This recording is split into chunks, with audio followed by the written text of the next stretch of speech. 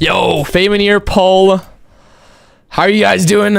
Today, we're doing something slightly different today. Alright, guys. We're not playing a video game. We're not doing anything. We're going to be watching the debate. It's going to be funny, guys. I'm praying that's going to just be an absolute just everybody's going to be an idiot. I'm hoping it's going to be funny, bro. If it's not funny, then I'm going to be sad. Also could have a huge impact on the campaign. If it's not funny, I'm just going to end stream. Because I'm only here for it just to be sad. And in the critical battleground states. Let's go back to the debate hall in Philadelphia, the spin room. Tom Yamas starting in 5 minutes, guys. 6 minutes away. We're starting in 5 minutes. Debate, which we will carry. Yo, what's up, big ticklefish?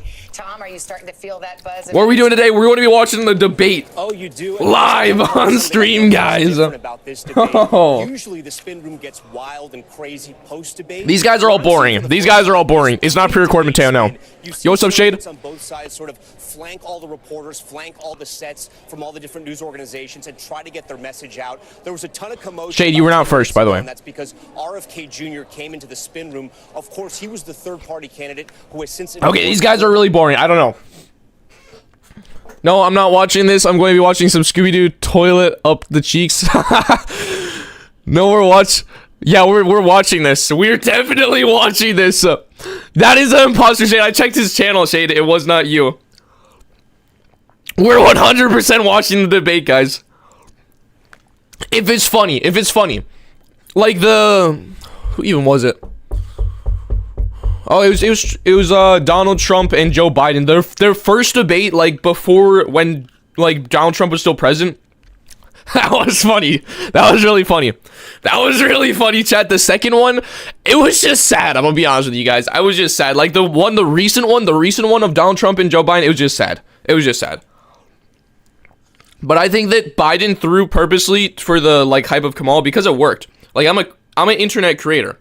I know how to farm interaction, and Joe Biden definitely farmed some interaction there. Holy. Okay, this is the one day that you guys are allowed to say Trump 2024 or Kamala 2024. I've heard other people say Kamala, and then my like some people that I know are like, "That's, you can't say that, man. That's this." I'm like, man, chill out. I don't know, man. I'm just existing. I don't know anything about politics. First disclaimer, guys. I don't know anything about politics. I'm an idiot. I'm an idiot on the internet. I play video games. So I take zero sides here. I just want to see an absolute SHIT show. That's all I want to see, guys. That's literally all that I want to see. That's all that I want to see, guys. If it's not funny, then I'm not here. Bougie 2024, let's go! W shaded in the chat, guys. Bougie 2024. Guys, there's 3 minutes. Here, let's hear what they say. Oh my gosh, she's creepy. Okay, sorry, guys. Well, look, Savannah, you've heard the former president say time and again. Oh my god, get a better mic, bro. What'd you pay $2 for a Microsoft Word microphone? Few days he has been hunkered down at Mar-a-Lago. He's been doing extensive policy sessions, and watch for him to do two things tonight. Two things that his campaign wants him to do. Number one, tie Vice President Harris to President Biden. Make her own what's going on with the economy, what's going on with immigration. And number two, remind voters some of the positions back in 2020 when she was running for president that were... Bro, stop yapping, bro. Try to paint her as simply... Well, actually, he was all hunkered down, bro. Like, shut up, bro. I'm not listening to you. Philadelphia. Of course, that is the oh my god, bro. Wants, but it's all going to be this is going to be funny, guys. This is going to be funny. Moment, especially if Harris tries to bait why is this up here? Into an outburst, Savannah. All right. Why is that up there? I don't want that up there. Let's bring back Kristen Welker and Hallie Jackson. I want to talk about going against Donald Trump. I am American, yes. I don't know anything about politics, though. I'm only 18. Of coming off in a prosecutorial way. What's up, Angel Mouse? I've spoken to allies who are close to her. They say Nene was skib. Are you guys skibbity? We're all skibbity. We are definitely skibbity. She's got to tell the story of how a Harris administration would differ from a Biden administration. That word we keep using. They keep like yapping about how they like have to do all this stuff. It's like, bro, don't be hating on anybody's game, bro. Majesty, Bougie, I greet thou. Yo, what is up, Lightbulb? How are you doing? We're all Americans. Yeah, probably most of us are Americans. I'm just eating some yogurt, guys. I'm a yogurt male, guys. I'm a beta. What can I say? I'm a beta. I'm a beta, guys. Abortion and reproductive rights, but again, she's got to walk that fine line. Yeah, but she also has to okay, guys. answer for some changes in her own guys. before she ran for president in 2020. What I'm thinking, guys. Okay, what I'm thinking, guys, right here. Right, yo, what's up, Karina? I saw the polls, but the polls don't really mean that much. I think that Kamala.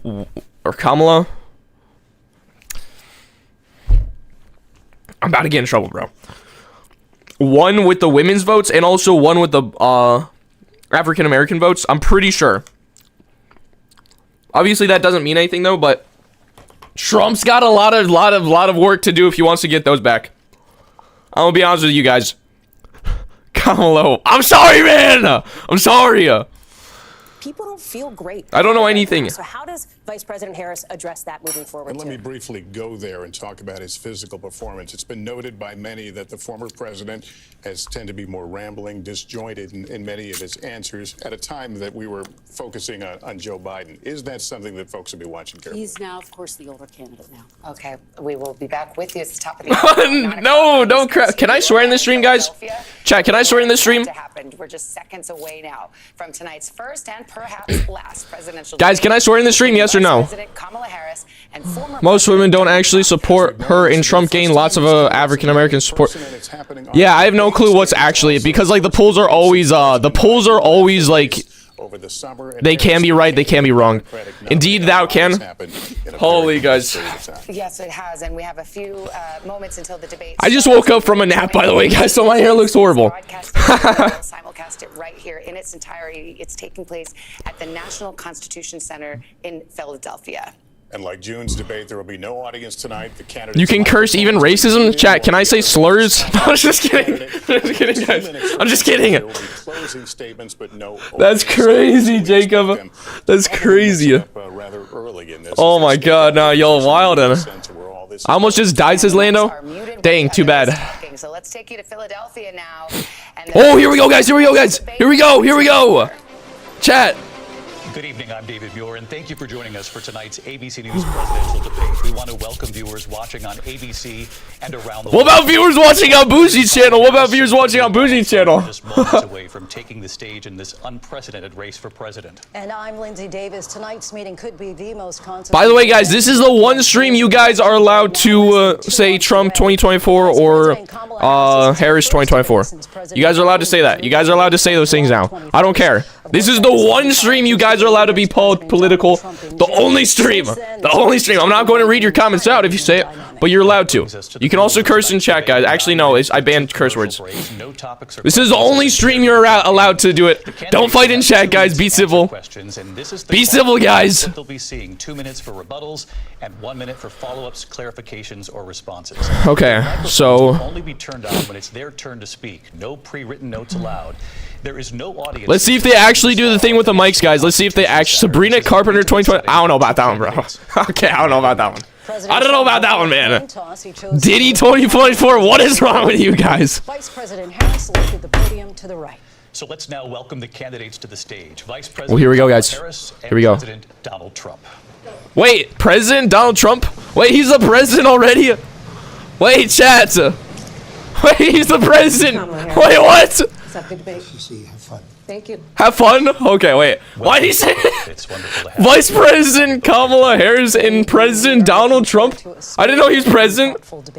So let's get started. I want to begin tonight with the issue that voters repeatedly say is their #1 issue, and that is the economy and the cost of living in this country. Vice President Harris, you and President Trump were elected 4 years ago, and your opponent on the stage here tonight often asks his supporters, are you better off than you were 4 years ago? When it comes to the economy, do you believe Americans are better off than they were 4 years ago? So I was raised as a middle-class kid, and I am actually the only person on this stage who has a plan that is about lifting up the middle class and working people of America. Immediately attacked. I'm the only person on the stage. There's only 2 people on the stage, bro. Of the American people. We don't know what you're talking about. I imagine and have actually a plan to build what I call an opportunity economy. Because here's the thing.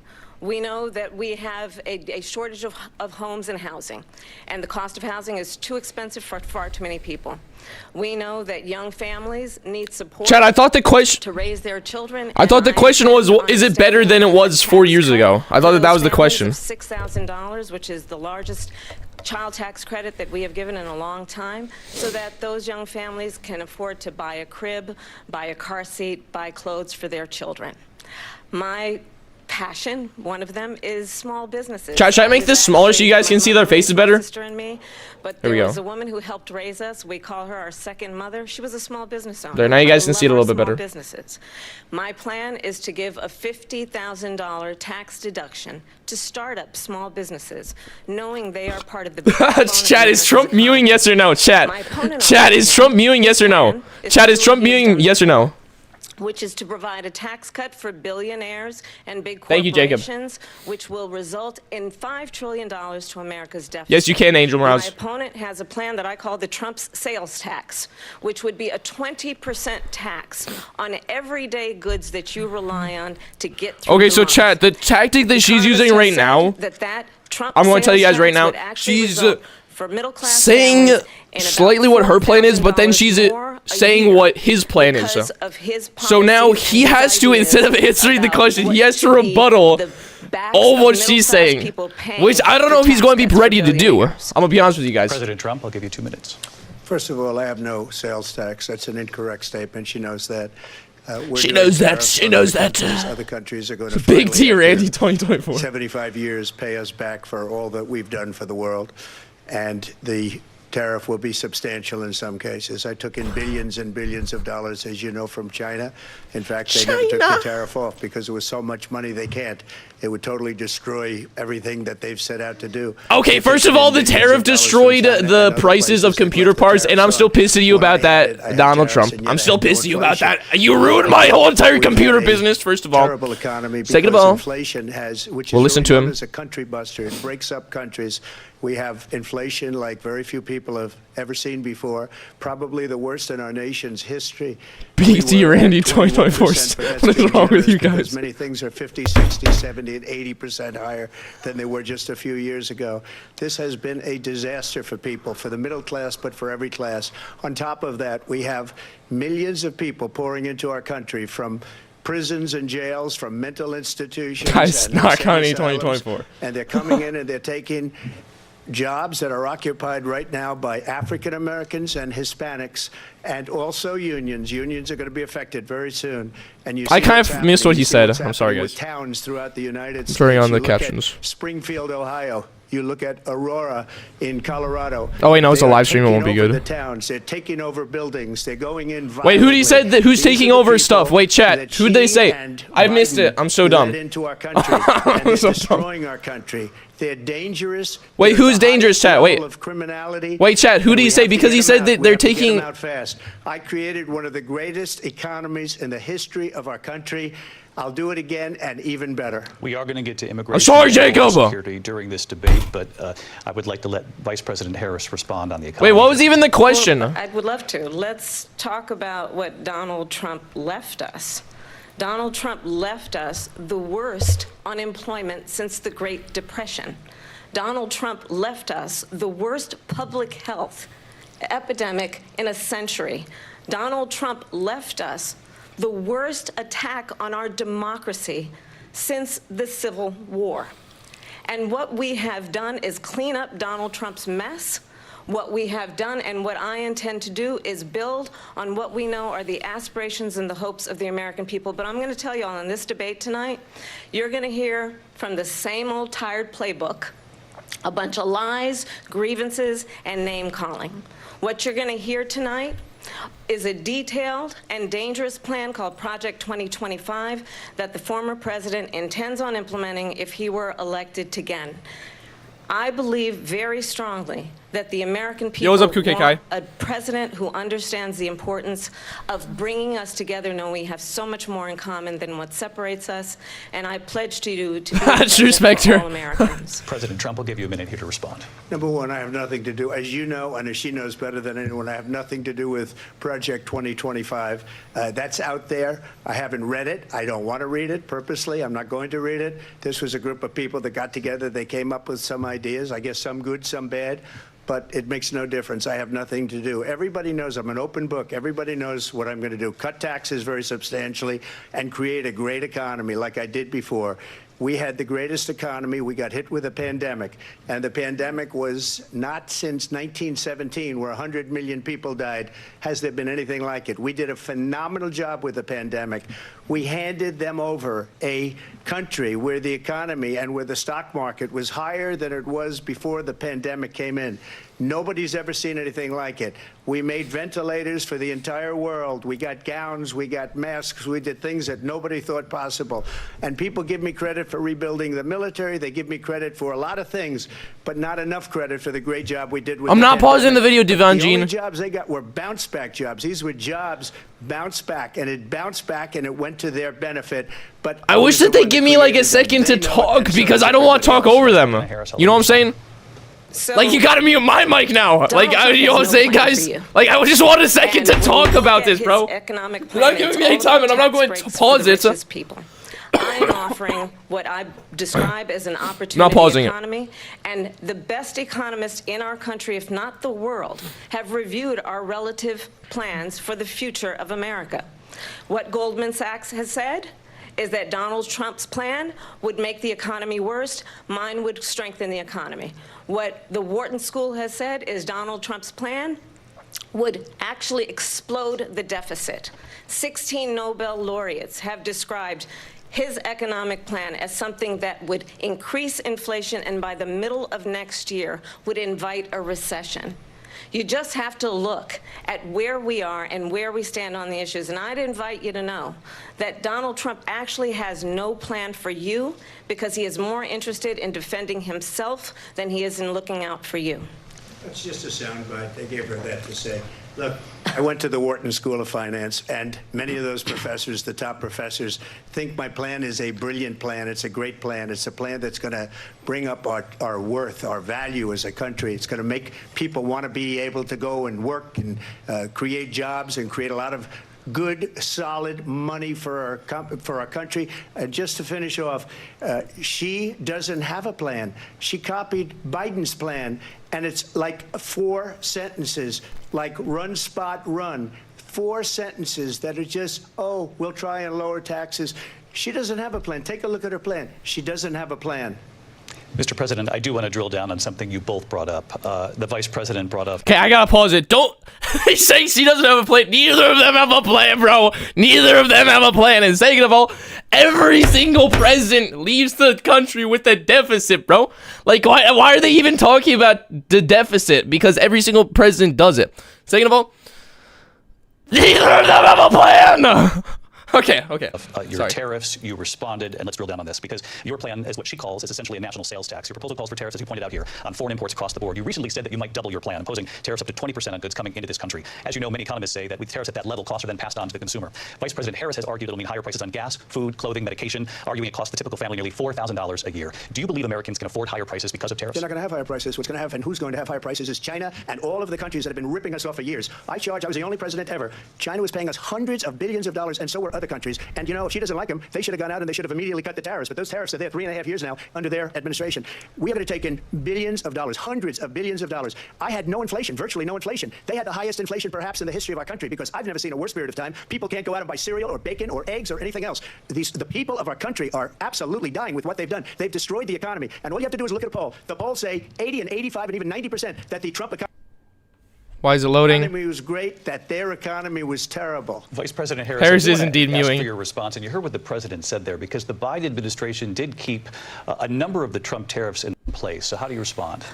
Well, let's be clear that the Trump administration I had to do 10 times speed because I was behind, so I want to catch up to the live. Never seen in the history of America. I had to change it up so that we would get back to the live. Wars. You want to talk about his deal with China? What he ended up doing is, under Donald Trump's presidency, he ended up selling American chips to China to help them improve and modernize their military.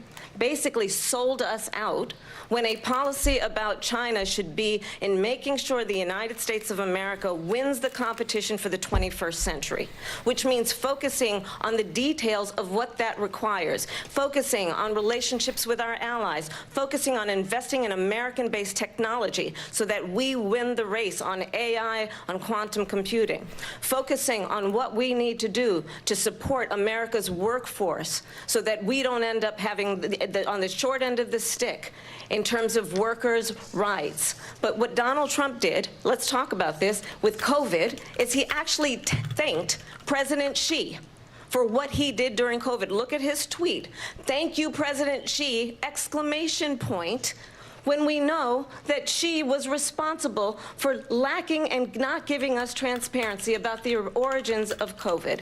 President Trump, I'll let you respond. First of all, they bought their chips from Taiwan. We hardly make chips anymore because of philosophies like they have and policies like they have. I don't say her because she has no policy. Everything that she believed 3 years ago and 4 years ago is out the window. She's going to my philosophy now. In fact, I was going to send her a MAGA hat. She's gone to my philosophy. But if she ever got elected, she'd change it. And it will be the end of our country. She's a Marxist. Everybody knows she's a Marxist. Her father's a Marxist professor in economics, and he taught her well. But when you look at what she's done to our country, and when you look at these millions and millions of people that are pouring into our country monthly, where it's, I believe, 21 million people, not the 15 that people say, and I think it's a lot higher than the 21. That's bigger than New York State pouring in. And just look at what they're doing to our country. They're criminals. Many of these people coming in are criminals. And that's bad for our economy, too. You know, you mentioned before, we'll talk about immigration later. Well, bad immigration is the worst thing that can happen to our economy. They have, and she has, destroyed our country with policy that's insane. Almost policy that you'd say they have to hate our country. President Trump, thank you. Lindsay. Okay, so Zillam asked how everything's going for the debate.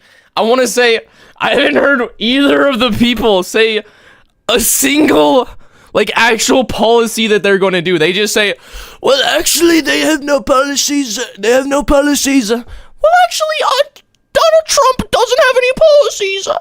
It's like neither of you have talked about policies once in this whole debate. Like, neither of you have anything that you're talking about. Only thing that they're talking about is just literally saying, I thank you, Sect Edit, saying that I'm so damn cute. I appreciate you. Appreciate you, baby girl. But, like, they're just, it's like a petty debate at this point. They're just literally hating on each other. I'm going to put it on 2 times speed so we catch up, guys, so I'm sorry.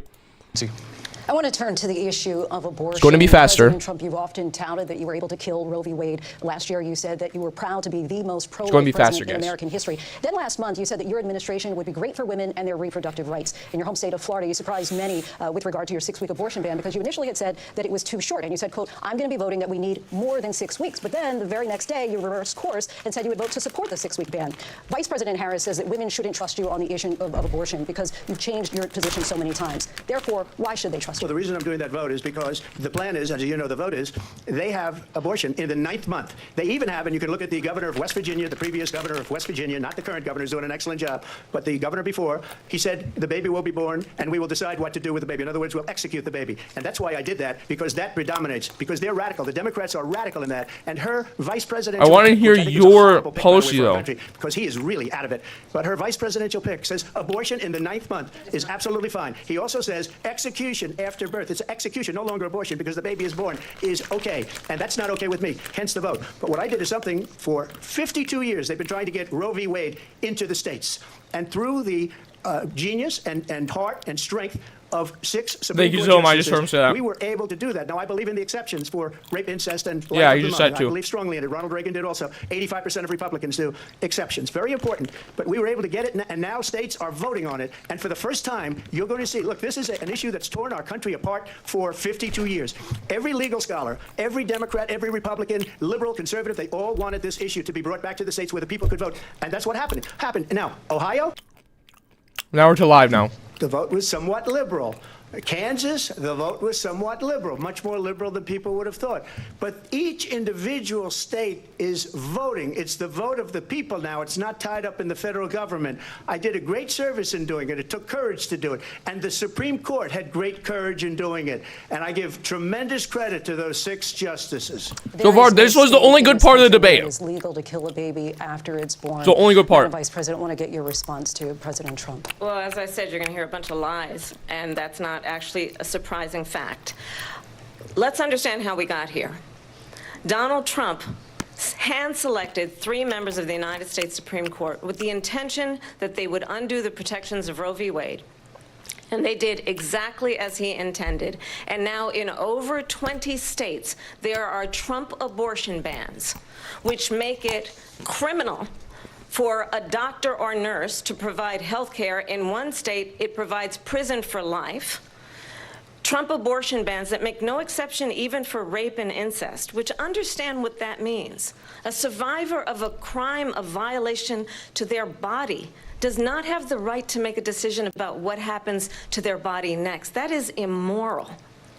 And one does not have to abandon their faith or deeply held beliefs to agree. The government, and Donald Trump certainly, should not be telling a woman what to do with her body. I have talked with women around our country. You want to talk about this is what people wanted? Pregnant women who want to carry a pregnancy to term, suffering from a miscarriage, being denied care in an emergency room because the healthcare providers are afraid they might go to jail, and she's bleeding out in a car in the parking lot. She didn't want that. Her husband didn't want that. A 12 or 13-year-old survivor of incest being forced to carry a pregnancy to term. They don't want that. And I pledge to you, when Congress passes a bill to put back in place the protections of Roe v. Wade, as President of the United States, I will proudly sign it into law. But understand, if Donald Trump were to be reelected, he will sign a national abortion ban. Understand, in his Project 2025, there would be a national abortion, a monitor that would be monitoring your pregnancies, your miscarriages. I think the American people believe that certain freedoms, in particular the freedom to make decisions about one's own body, should not be made by the government. Thank you, Vice Okay, so that was for both people. That was the only good part of the debate so far, I think. I think that was the only good part. Now, I did a whole entire philosophy class about abortion. I'm not going to go into the politics on abortion because I'm not doing that, guys. But that was the only good part of the whole debate so far, I think. Other than that, they're just yapping about each other. They actually both kind of gave a little bit of their own policies, but like, still at the end of the day, they're just yapping about each other, bro. Like, they need to like actually just talk about themselves. Be the bigger person, like, holy. President Harris. Well, there she goes again. It's a lie. I'm not signing a ban, and there's no reason to sign a ban because we've gotten what everybody wanted. Democrats, Republicans, and everybody else, and every legal scholar wanted it to be brought back into the states, and the states are voting. And it may take a little time, but for 52 years, this issue has torn our country apart, and they've wanted it back in the states. And I did something that nobody thought was possible. The states are now voting. What she says is an absolute lie. And as far as the abortion ban, no, I'm not in favor of abortion ban, but it doesn't matter because this issue has now been taken over by the states. Would you veto a national abortion ban if it Well, I won't have to because, again, 2 things. Number one, she said she'll go back to Congress. She'll never get the vote. It's impossible for her to get the vote, especially now with the 50-50, essentially 50-50 in both Senate and the House. She's not going to get the vote. She can't get the vote. She won't even come close to it. So it's just talk. You know what it reminds me of when they said they're going to get student loans terminated, and it ended up being a total catastrophe. The student loans, and then I think probably her boss, if you call him a boss, he spends all his time on the beach. But look, her boss went out and said, we'll do it again. We'll do it a different way. And he went out, got rejected again by the Supreme Court. So all these students got taunted with this whole thing about this whole idea. And how unfair that would have been, part of the reason they lost, to the millions and millions of people that had to pay off their student loans. They didn't get it for free. But they were saying it's the same way that they talked about that they talk about abortion. But if I could just get a yes or no, because your running mate, J.D. Vance, has said that you would veto it if you did come to your desk. Well, I didn't discuss it with J.D. in all fairness. J.D., and I don't mind if he has a certain view, but I think he was speaking for me, but I really didn't. Look, we don't have to discuss it because she'd never be able to get it, just like she couldn't get student loans. They couldn't get student loans. They didn't even come close to getting student loans. They taunted young people and a lot of other people that had loans. They can never get this approved. So it doesn't matter what she says about going to Congress. Well, wonderful. Let's go to Congress, do it. But the fact is that for years they wanted to get it out of Congress and out of the federal government, and we did something that everybody said couldn't be done. And now you have a vote of the people on abortion. Vice President Harris, going to give you your time to respond, but I do want to ask, would you support any restrictions on a woman's right to an abortion? I absolutely support reinstating the protections of I'm gonna be honest, I wasn't listening that much. I just heard that Biden goes to the beach a lot. That's all I heard. I was just paying attention to Kamala mewing. Look at that jawline! Yeah, damn! Oh my God! Roe v. Wade, and as you rightly mentioned, nowhere in America is a woman carrying a pregnancy to term and asking for an abortion. That is not happening. It's insulting to the women of America. And understand what has been happening under Donald Trump's abortion bans. Couples who pray and dream of having a family are being denied IVF treatments. What is happening in our country? Working people, working women who are working 1 or 2 jobs, who can barely afford childcare as it is, have to travel to another state to get on a plane sitting next to strangers to go and get the health care she needs. Barely can afford to do it, and what you are putting her through is unconscionable. And the people of America have not, the majority of Americans believe in a woman's right to make decisions about her own body, and that is why in every state where this issue has been on the ballot, in red and blue states both, the people of America have voted for freedom. Vice President Harris, excuse me, I have to respond. Another lie. It's another lie. I have been a leader on IVF with fertilization. The IVF, I have been a leader. In fact, when they got a very negative decision on IVF from the Alabama courts, I saw the people of Alabama and the legislature 2 days later voted it in. I've been a leader on it. They know that, and everybody else knows it. I have been a leader on fertilization, IVF. And the other thing, you should ask. Whoa. Will she allow abortion in the 8th month, 9th month, 7th month? Come on. Okay, would you do that? Why don't you ask her that question? Why don't you answer the question? Would you because veto? Under Roe v. Answer Wade, the question, would you veto? You could do abortions in the 7th month, the 8th month, the 9th That's month, not true. and probably after birth. Just look at the former governor of Virginia. The governor of Virginia said we put the baby aside and then we determine what we want to do with the baby. President Trump, thank you. We're going to turn now to immigration and border security. We know it's an issue that's important to Republicans, Democrats, voters across the board in this country.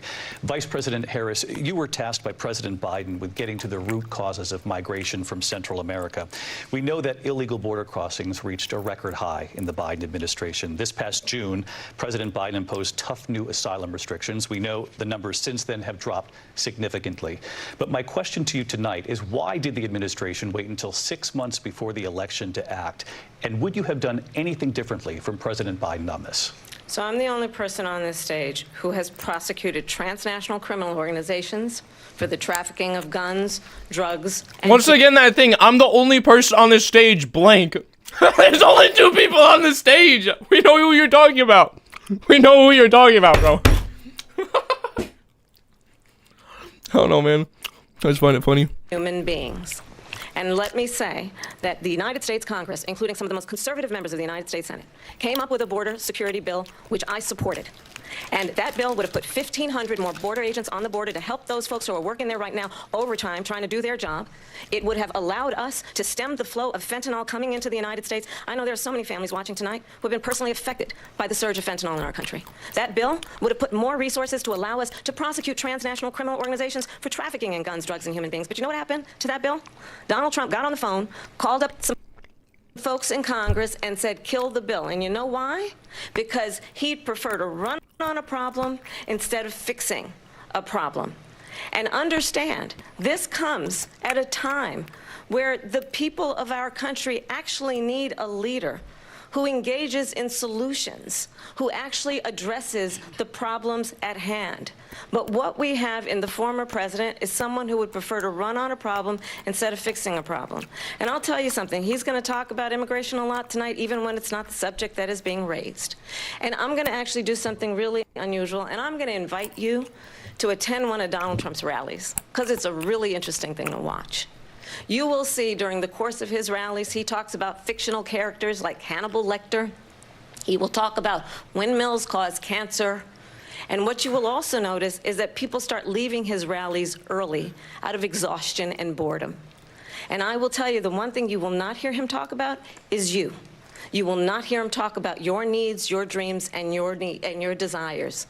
And I'll tell you, I believe you deserve a president who actually puts you first, and I pledge to you that I will. Vice President Harris, thank you. President Trump, on that point, I want to get your response. Well, I would like to respond. Let me just ask, though, why did you try to kill that bill, and successfully so, that would have put thousands of additional agents and officers on the border? First, let me respond as to the rallies. She said people start leaving. People don't go to her rallies. There's no reason to go. And the people that do go, she's bussing them in and paying them to be there, and then showing them in a different light. So she can't talk about that. People don't leave my rallies. We have the biggest rallies, the most incredible rallies in the history of politics. That's because people want to take their country back. Our country is being lost. We're okay, sorry, I gotta pause it. That's literally what she just said, is that you're not going to hear him talk about you. And then bro goes, instead of refuting that,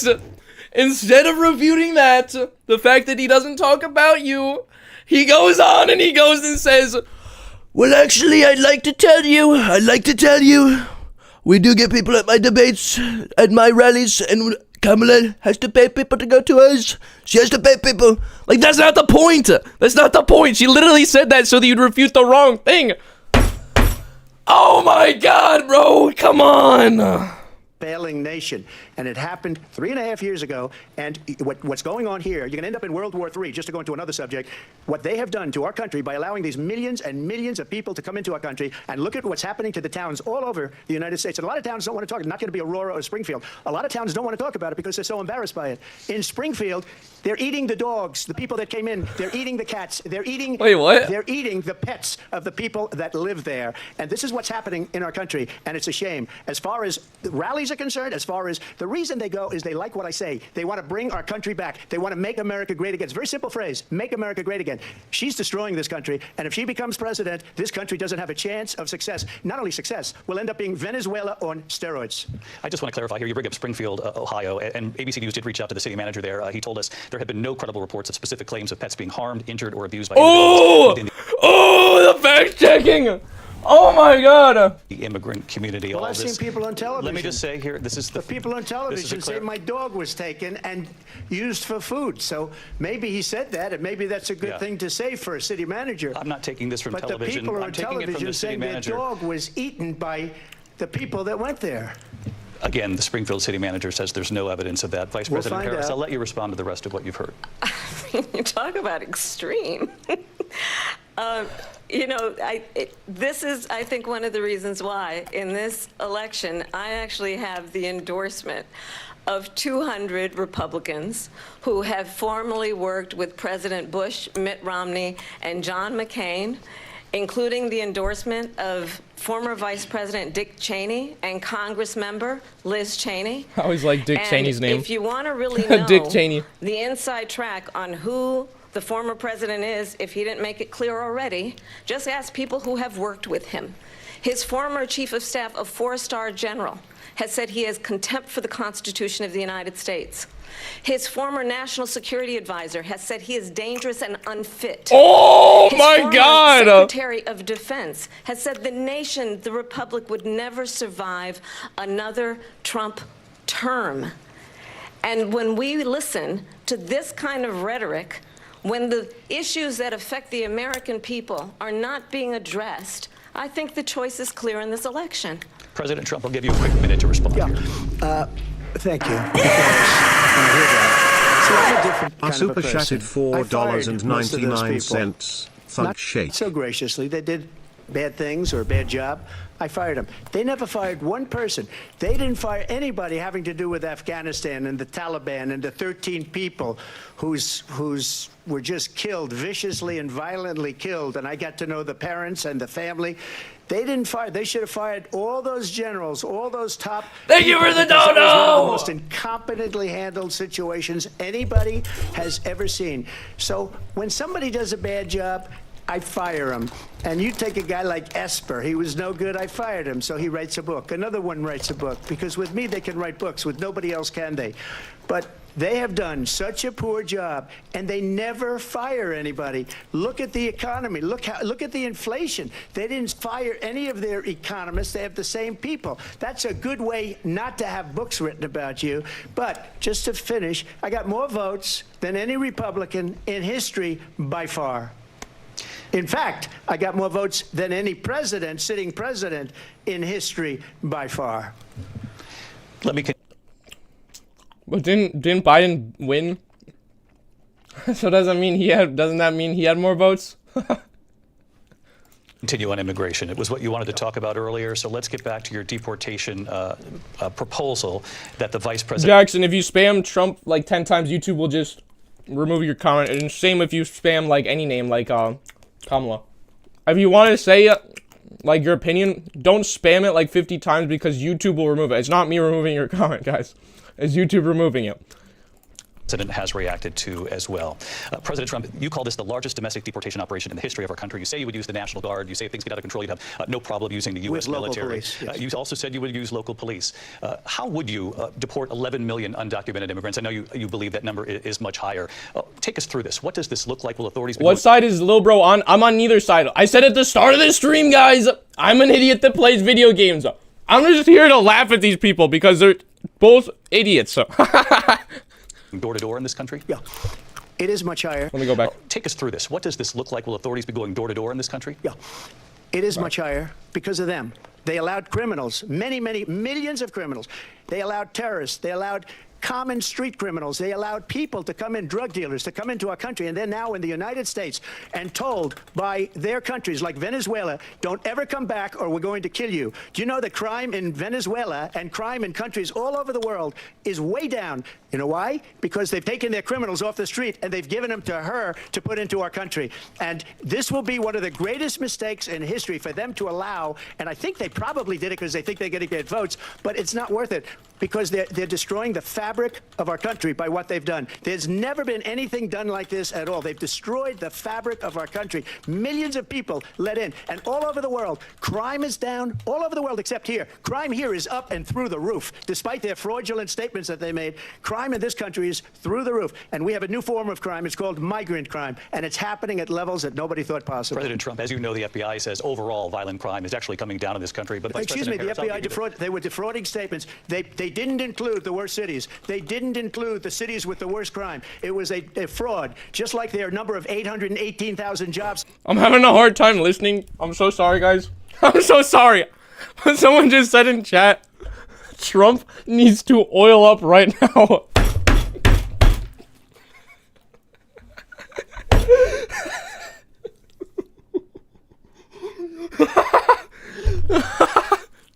I'm so sorry, guys. That they said they created turned out to be a fraud. President Trump, thank you. I'll let you respond, Vice President Harris. Well, I think this is so rich, coming from someone who has been prosecuted for national security crimes, economic crimes, election interference, has been found liable for sexual assault, and his next big court appearance is in November at his own criminal sentencing. And let's be clear, where each person stands on the issue of what is important. Now someone just asked, what's Kamala's OnlyFans?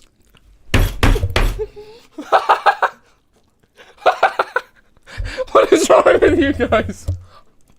About respect for the rule of law and respect for law enforcement. The former vice president called for defunding federal law enforcement, 45,000 agents, get this, on the day after he was arraigned on 34 felony counts. So let's talk about what is important in this race. It is important that we move forward, that we turn the page on this same old tired rhetoric and address the needs of the American people, address what we need to do about the housing shortage, which I have a plan for, address what we must do to support our small businesses, address bringing down the price of groceries.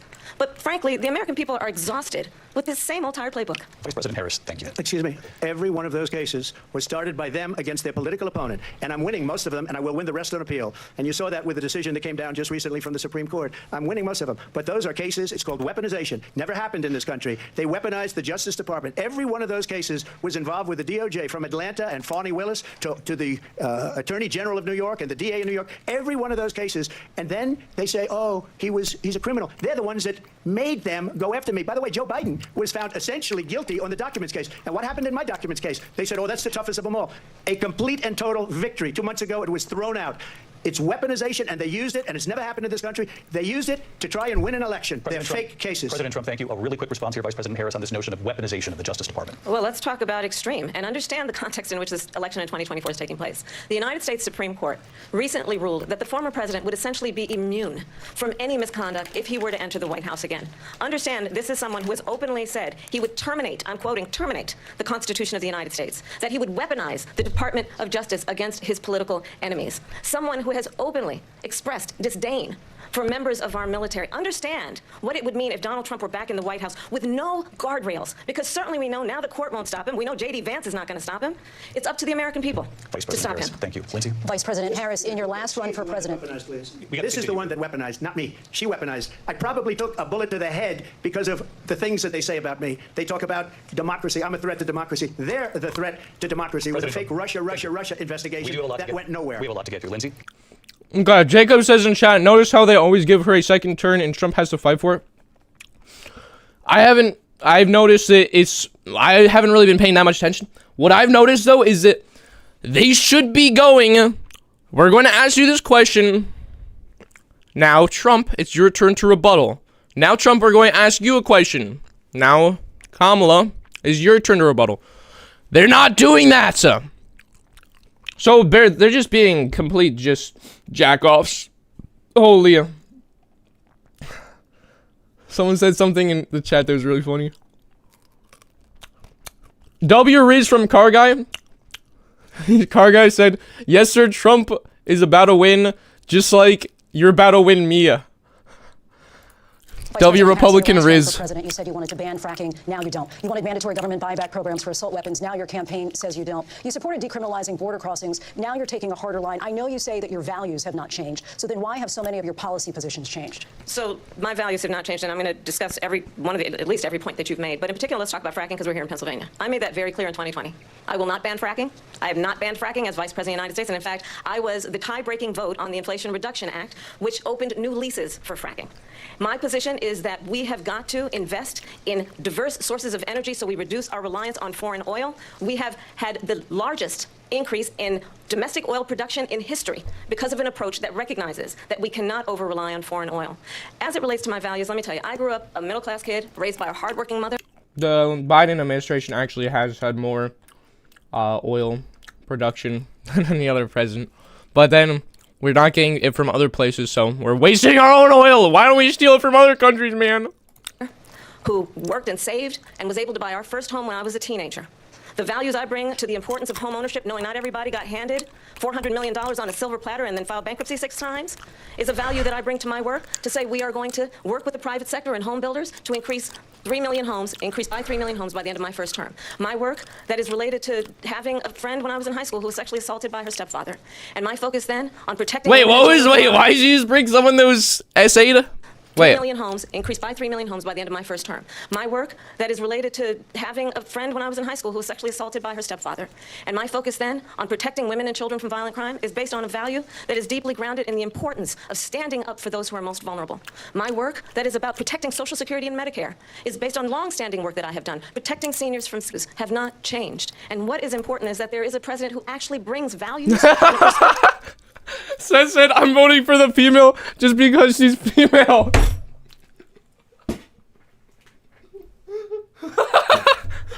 True, chat. Imagine the reason you'd have, like, yeah, I vote for Kamala, you know. What can I say? What can I say? You want to come back to my dorm? True. Oh, wait. By the way, guys, anybody that's new to the stream, I'm a guy that plays video games online. If you're here for the debate, I'm playing the debate and I'm laughing at it, but I'm here to watch it because it's funny. I literally could not care less, guys. I just find it funny, okay? I'm so sorry, guys, if you are... Oh, no, it's... Trump 2024, Kamala 2024. If they don't win, I'm going to lose my whole identity. Like, I don't care. I'm sorry. You're an idiot. You're an actual idiot. I'm so sorry. Go back to preschool because clearly you never graduated having a functioning brain. I'm here because it's funny, guys. I'm sorry. So, if you're not here for fun, then go watch the toilet flush because you probably consume shit content every single day, 24/7. It's about lifting people up and not beating people down. Hi, Silk. And name calling. The true measure of the leader is the leader who actually understands that strength is not in beating people down, it's in lifting people up. I intend to be that president. President Trump, well, first of all, I wasn't given $400 million. I wish I was. My father was a Brooklyn builder, Brooklyn, Queens, and a great father. Yeah, when are you going to be on set? I was given a fraction of that, a tiny fraction, and I built it into many, many billions of dollars. Many, many billions. And when people see it, they are even... Many billions. Fracking, she's been against it for 12 years. Defund the police, she's been against that forever. She gave all that stuff up very wrongly, very horribly, and everybody's laughing at it, okay? They're all laughing at it. She gave up at least 12 and probably 14 or 15 different policies. Like, she was big on defund the police. In Minnesota, she went out... Wait a minute, I'm talking now. You know, all she needs to do is flash the camera.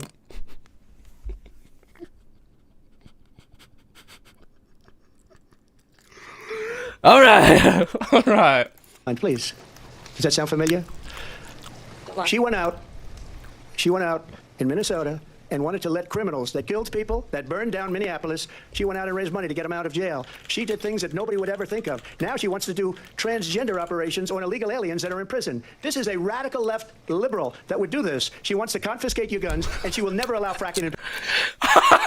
I voted for Trump because he invited me to his personal titty party.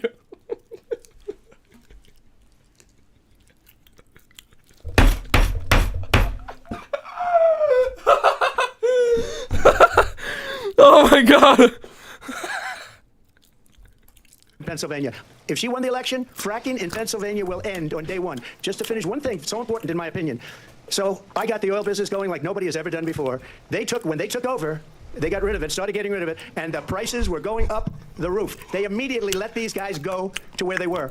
I would have been 5 times, 4 times, 5 times higher, because you're talking about 3.5 years ago. They got it up to where I was because they had no choice, because the prices of energy were quadrupling and doubling. You saw what happened to gasoline. So they said, let's go back to Trump. But if she won the election, the day after that election, they'll go back to destroying our country, and oil will be dead, fossil fuel will be dead, we'll go back to windmills, and we'll go back to solar, where they need a whole desert to get some energy to come out. You ever see a solar plant? By the way, I'm a big fan of solar, but they take 400, 500 acres of desert soil. These are not good things for the environment, that she understands. Thank you.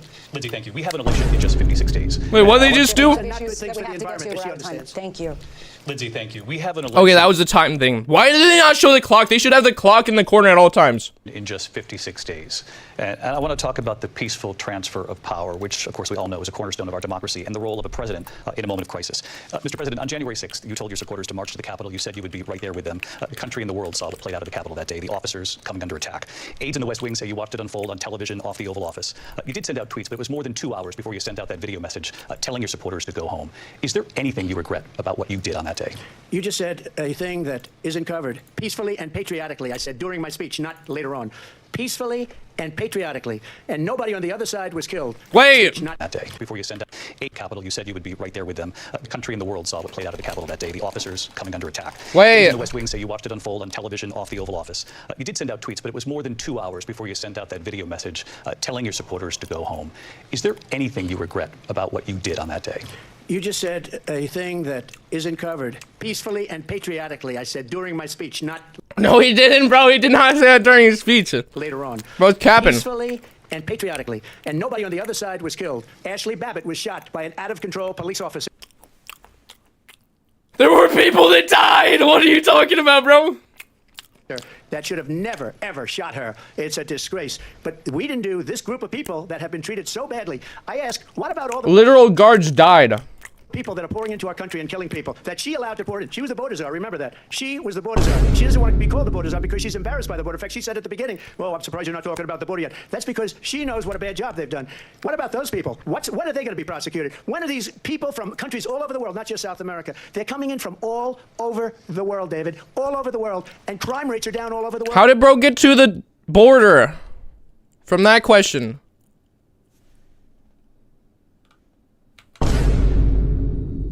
Because of it. But one of those, David, one of those people going to be prosecuted. One of the people that burned down Minneapolis going to be prosecuted, or in Seattle. They went into Seattle. They took over a big percentage of the city of Seattle. One of those people going to be prosecuted. But let me just ask you. You might ask her that question. You were the president. You were watching it unfold on television. It's a very simple question as we move forward toward another election. Is there anything you regret about what you did on that day?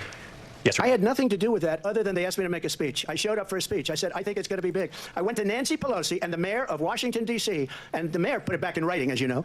I said, you know, this is going to be a very big rally or whatever you want to call it. And again, it wasn't done by me. It was done by others. I said, I'd like to give you 10,000 National Guard or soldiers. They rejected me. Nancy Pelosi rejected me. It was just 2 weeks ago. Her daughter has a tape of her saying she is fully responsible for what happened. They want to get rid of that tape.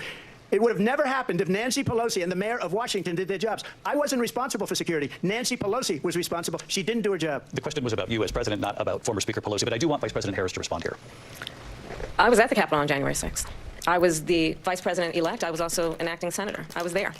And on that day, the president of the United States incited a violent mob to attack our nation's capital, to desecrate our nation's capital. On that day, 140 law enforcement officers were injured, and some died. And understand, I'm sure some did die. Former president has been indicted and impeached for exactly that reason. But this is not an isolated situation. Let's remember Charlottesville, where there was a mob of people carrying tiki torches, spewing anti-Semitic hate. Now we're going off topic again. Can you, either of you, stay on topic? Can either one of these two people stay on topic? Like, oh my God, bro. Can either one of them just stay on topic for like 3 seconds, bro? Vote Bougie 2024, guys. Not Diddy 2024, guys. And what did the president then at the time say? There were fine people on each side. Let's remember. Was he mewing? That when it came to the Proud Boys and militia, the president said, the former president said, stand back and stand by. So for everyone watching who remembers what January 6th was, I say, we don't have to go back. Let's not go back. We're not going back. It's time to turn the page. And if that was a bridge too far for you, well, there is a place in our campaign for you to stand for country, to stand for our democracy, to stand for rule of law, and to end the chaos, and to end the approach that is about attacking the foundations of our democracy because you don't like the outcome. And be clear on that point. Donald Trump, the candidate, has said in this election there will be a bloodbath if this and the outcome of this election is not to his liking. Let's turn the page on this. Let's not go back. Let's chart a course for the future and not go backwards to the past. Let me just follow up here. It was a different term, and it was a term that related to energy because they have destroyed our energy business. That was where bloodbath was. Also, one Charlottesville. That story has been, as you would say, debunked. Laura Ingraham, Sean Hannity, Jesse, all of these people, they covered it. If they go an extra sentence, they will see it was perfect. It was debunked in almost every newspaper, but they still bring it up, just like they bring 2025 up. They bring all of this stuff up. I ask you this. You talk about the Capitol. Why are we allowing these millions of people to come through on the southern border? How come she's not doing anything? And I'll tell you what I would do, and I would be very proud to do it. I would say we would both leave this debate right now. I'd like to see her go down to Washington, D.C. during this debate because we're wasting a lot of time. Go down to, because she's been so bad, it's so ridiculous. Go down to Washington, D.C. and let her sign a bill to close up the border because they have the right to do it. They don't need bills. They have the right to do it. The President of the United States, you'll get him out of bed, you'll wake him up at 4 o'clock in the afternoon, you'll say, come on down to the office, let's sign a bill. If he signs a bill that the border is closed, all he has to do is say it to the Border Patrol, who are phenomenal. If they do that, the border is closed. Those people are killing many people, unlike J6. We talked immigration here tonight. I do want to focus on this next issue to both of you because it really brings us this into focus. Once again, they can't stay on topic. Neither of them can stay on topic. It's like, can you just, like, open your brain and let the 2 brain cells that you each share in this room, like, work together for, like, 3 seconds so that you can both Stay on topic. Oh my God. Truth in these times that we're living in. Mr. President, for 3.5 years after you lost the 2020 election, you repeatedly falsely claimed that you won, many times saying you won in a landslide. In the past couple of weeks leading up to this debate, you have said, quote, you lost by a whisker, that you, quote, didn't quite make it, that you came up a little bit short. I said that? Are you now acknowledging that you lost in 2020? No, I don't acknowledge it at all. I said that sarcastically. You know that. It was said, oh, we lost by a whisker. That was said sarcastically. Look, there's so much proof. All you have to do is look at it. And they should have sent it back to the legislatures for approval. I got almost 75 million votes, the most votes any sitting president has ever gotten. I was told if I got 63, which was what I got in 2016, you can't be beaten. The election, people should never be thinking about it. An election is fraudulent. We need two things. We need walls, and we have to have it. We have to have borders, and we have to have good elections. Our elections are bad. And a lot of these illegal immigrants coming in, they're trying to get them to vote. They can't even speak English. They don't even know what country they're in practically. And these people are trying to get them to vote. And that's why they're allowing them to come into our country. I did watch all of these pieces of video. I didn't detect the sarcasm. Lost by a whisker. We didn't quite make it. And we should just point out here as clarification, and you know this, you and your allies, 60 cases in front of many judges, many of them No judge looked at it. And said they said we didn't have standing. That's the other thing. They said we didn't have standing, a technicality. Can you imagine a system where a person in an election doesn't have standing? The president of the United States doesn't have standing. That's how we lost. If you look at the facts, and I'd love to have you do a special on it, I'll show you Georgia, and I'll show you Wisconsin, and I'll show you Pennsylvania, and I'll show you. We have so many facts and statistics, but you know what? That doesn't matter, because we have to solve the problem that we have right now. That's old news. And the problem that we have right now is we have a nation in decline, and they have put it into decline. We have a nation that is dying, David. Mr. President, thank you. Vice President Harris, you heard the president there tonight. He said he didn't say that he lost by a whisker, so he still believes he did not lose the election that was won by President Biden and yourself.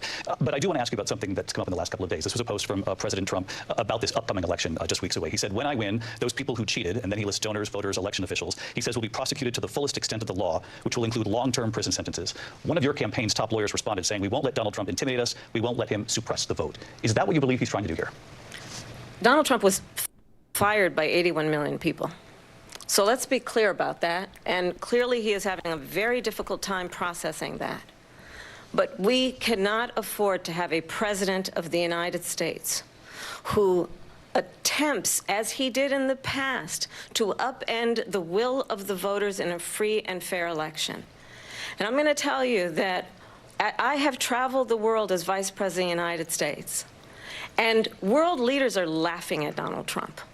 I have talked with military leaders, some of whom worked with you, and they say you're a disgrace.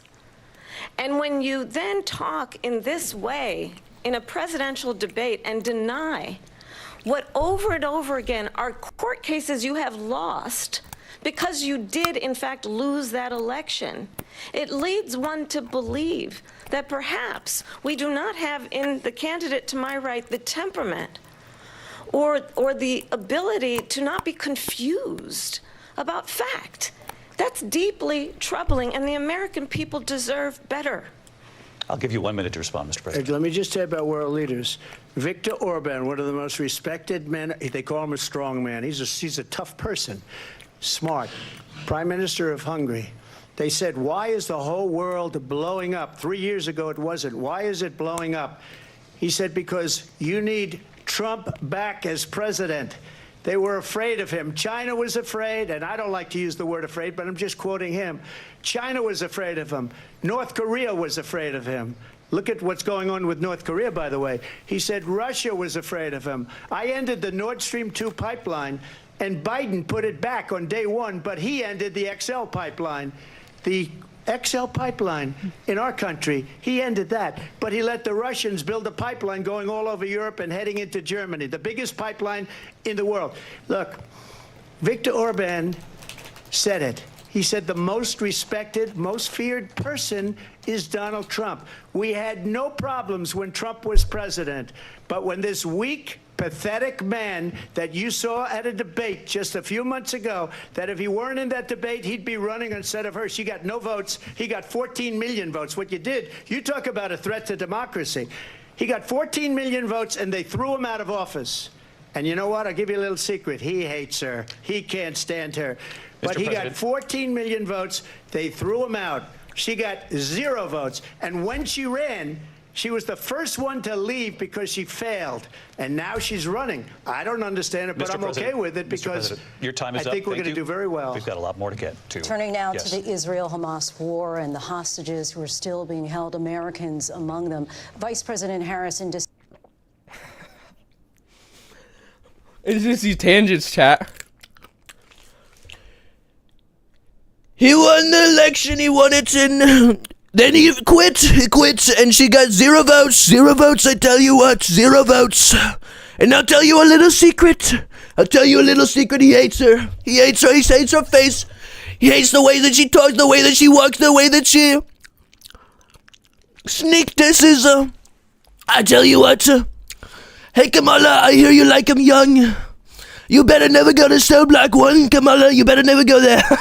December, you said, quote, Israel has a right to defend itself, but you added, quote, it matters how, saying international humanitarian law must be respected. Israel must do more to protect innocent civilians. You said that 9 months ago. Now an estimated 40,000 Palestinians are dead. Nearly 100 hostages remain. Just last week, Prime Minister Benjamin Netanyahu said there's not a deal in the making. President Biden has not been able to break through the stalemate. How would you do it?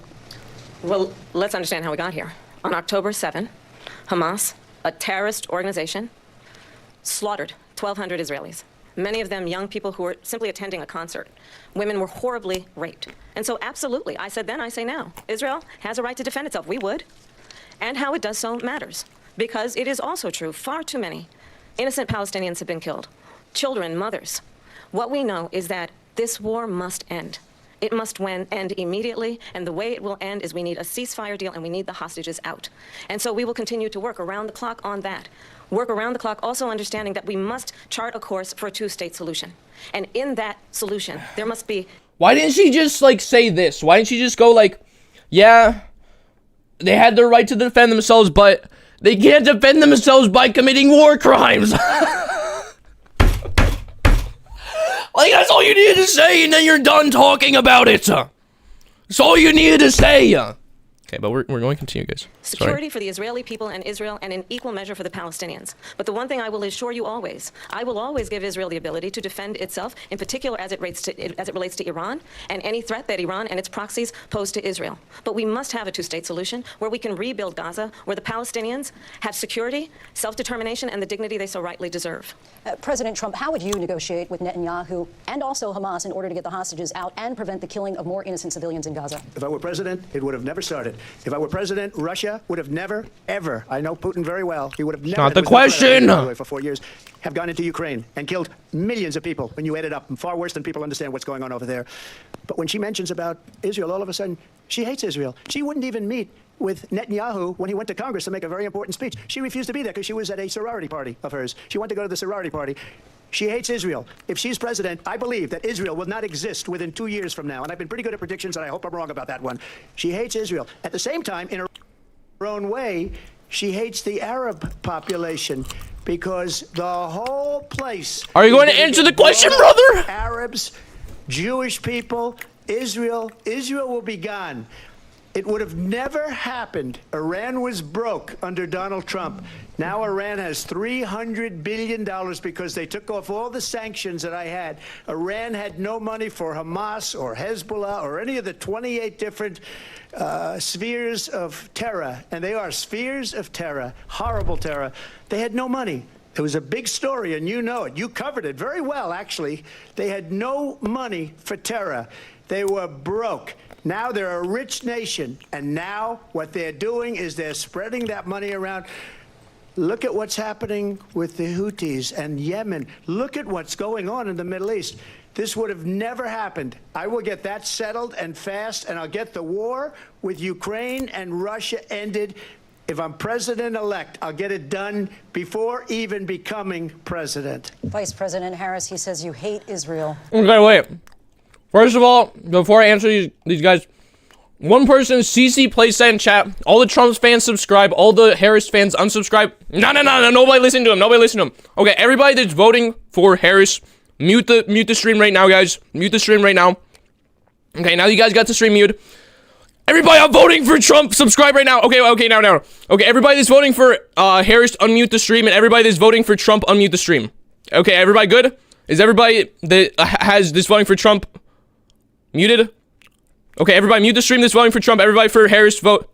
Turn the stream up. I'm voting for Harris. Subscribe right now, guys. I'm subscribe right now. Subscribe right now. Subscribe right now. I'm voting for Harris. Okay, now everybody can unmute the stream. Everybody can unmute the stream. You're good, guys. Okay, remember, guys, what I told you. You remember, guys, who I'm voting for, so everybody subscribe. If you're voting for the same person I'm voting for, subscribe, guys. If you're voting for the same person I'm voting for, subscribe. If you're voting for the same person as I am, everybody has to subscribe right now, guys. That's absolutely not true. I have my entire career and life supported Israel and the Israeli people. He knows that. He's trying to, again, divide and distract from the reality, which is it is very well known that Donald Trump is weak and wrong on national security and foreign policy. It is well known that he admires dictators, wants to be a dictator on day one, according to himself. It is well known that he said of Putin that he can do whatever the hell he wants and go into Ukraine.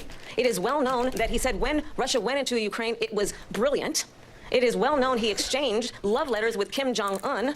And it is absolutely well known that these dictators and autocrats are rooting for you to be president again because they're so clear. They can manipulate you with flattery and favors. And that is why so many military leaders who you have worked with have told me you are a disgrace. That is why we understand that we have to have a president who is not consistently weak and wrong on national security, including the importance of upholding and respecting in highest regard our military. Vice President Harris, thank you.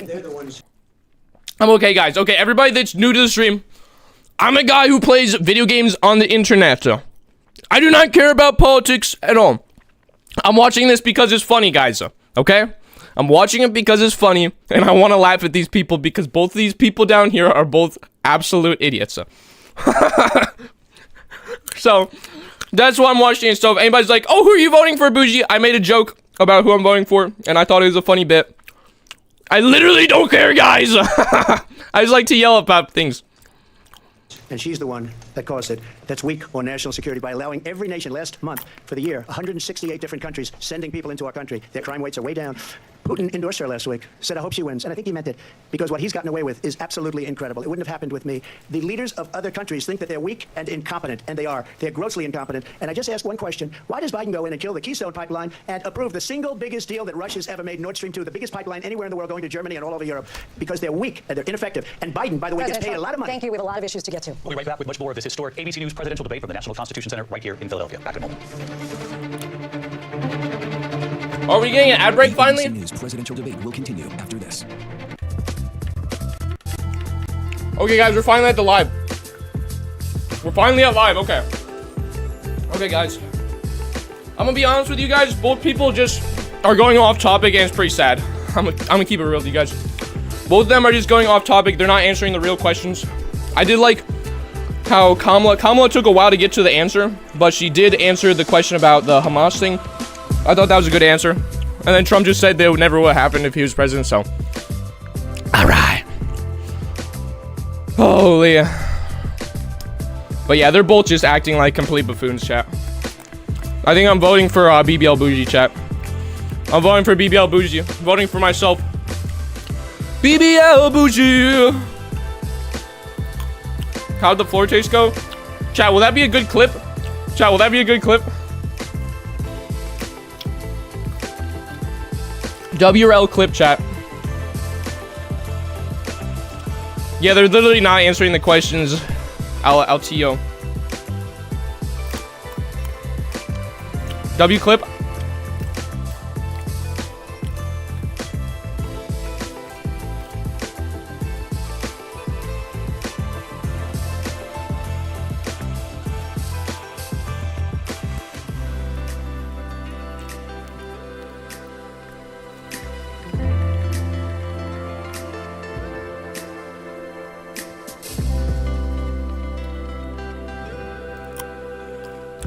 Sunset Diva says Trump is better.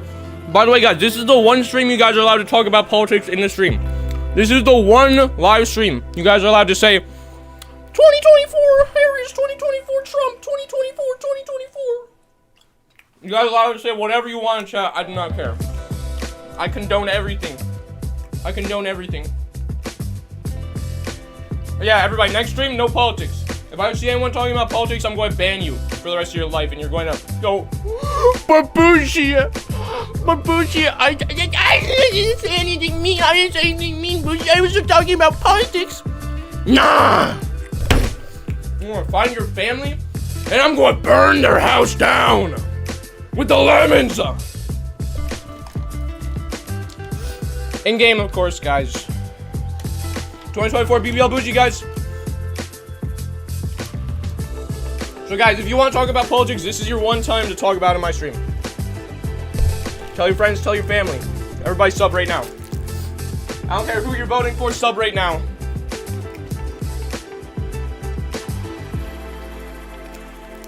I'm drinking cucumber Gatorade, guys.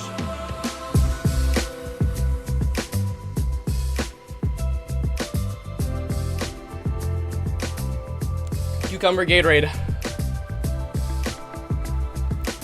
White Carter PCs. Why am I Carter PC, bro? And I mean, guys, how could I not support someone who mews this hard? If Trump mews, I'm voting for Trump. Chat, if Trump mews, I'm voting for Trump. If Trump mews, I'm voting for Trump. But for now, Kamala's winning. That's all I care about, guys. Whoever mews the hardest wins. Every weeknight, Chat, whoever mews the hardest wins. Top story with Tom Yamas, streaming weeknights at 7 on NBC News Now. Trump has Chun-Li hips, so I vote for him, so he would do party hips. True. Kamala Harris and Donald Trump. When it ends in just a few minutes, join us for an analysis of tonight's key moments. Our team will break down how it could shake up the final sprint to election. No one cares day. about Now, your though, let's go goofy back ass. to the debate live in Philadelphia. Stupid goofus. Live from the National Constitution Center in Philadelphia, Pennsylvania. Here again, David Muir and Lindsay Davis. Welcome back to this historic ABC News presidential debate tonight. We're going to continue here. Good and God, I want to bro. turn to the war in Ukraine. We're now 2.5 years into this conflict. Mr. President, it has been the position of the Biden administration that we must defend Ukraine from Russia, from Vladimir Putin, to defend their sovereignty, their democracy, that it's in America's best interest to do so, arguing that if Putin wins, he may be emboldened to move even further into other countries. You have said you would solve this war in 24 hours. You said so just before the break tonight. How exactly would you do that? And I want to ask you, I'm voting for your mom playlist roulette. Do you want Ukraine Just to kidding. win this war?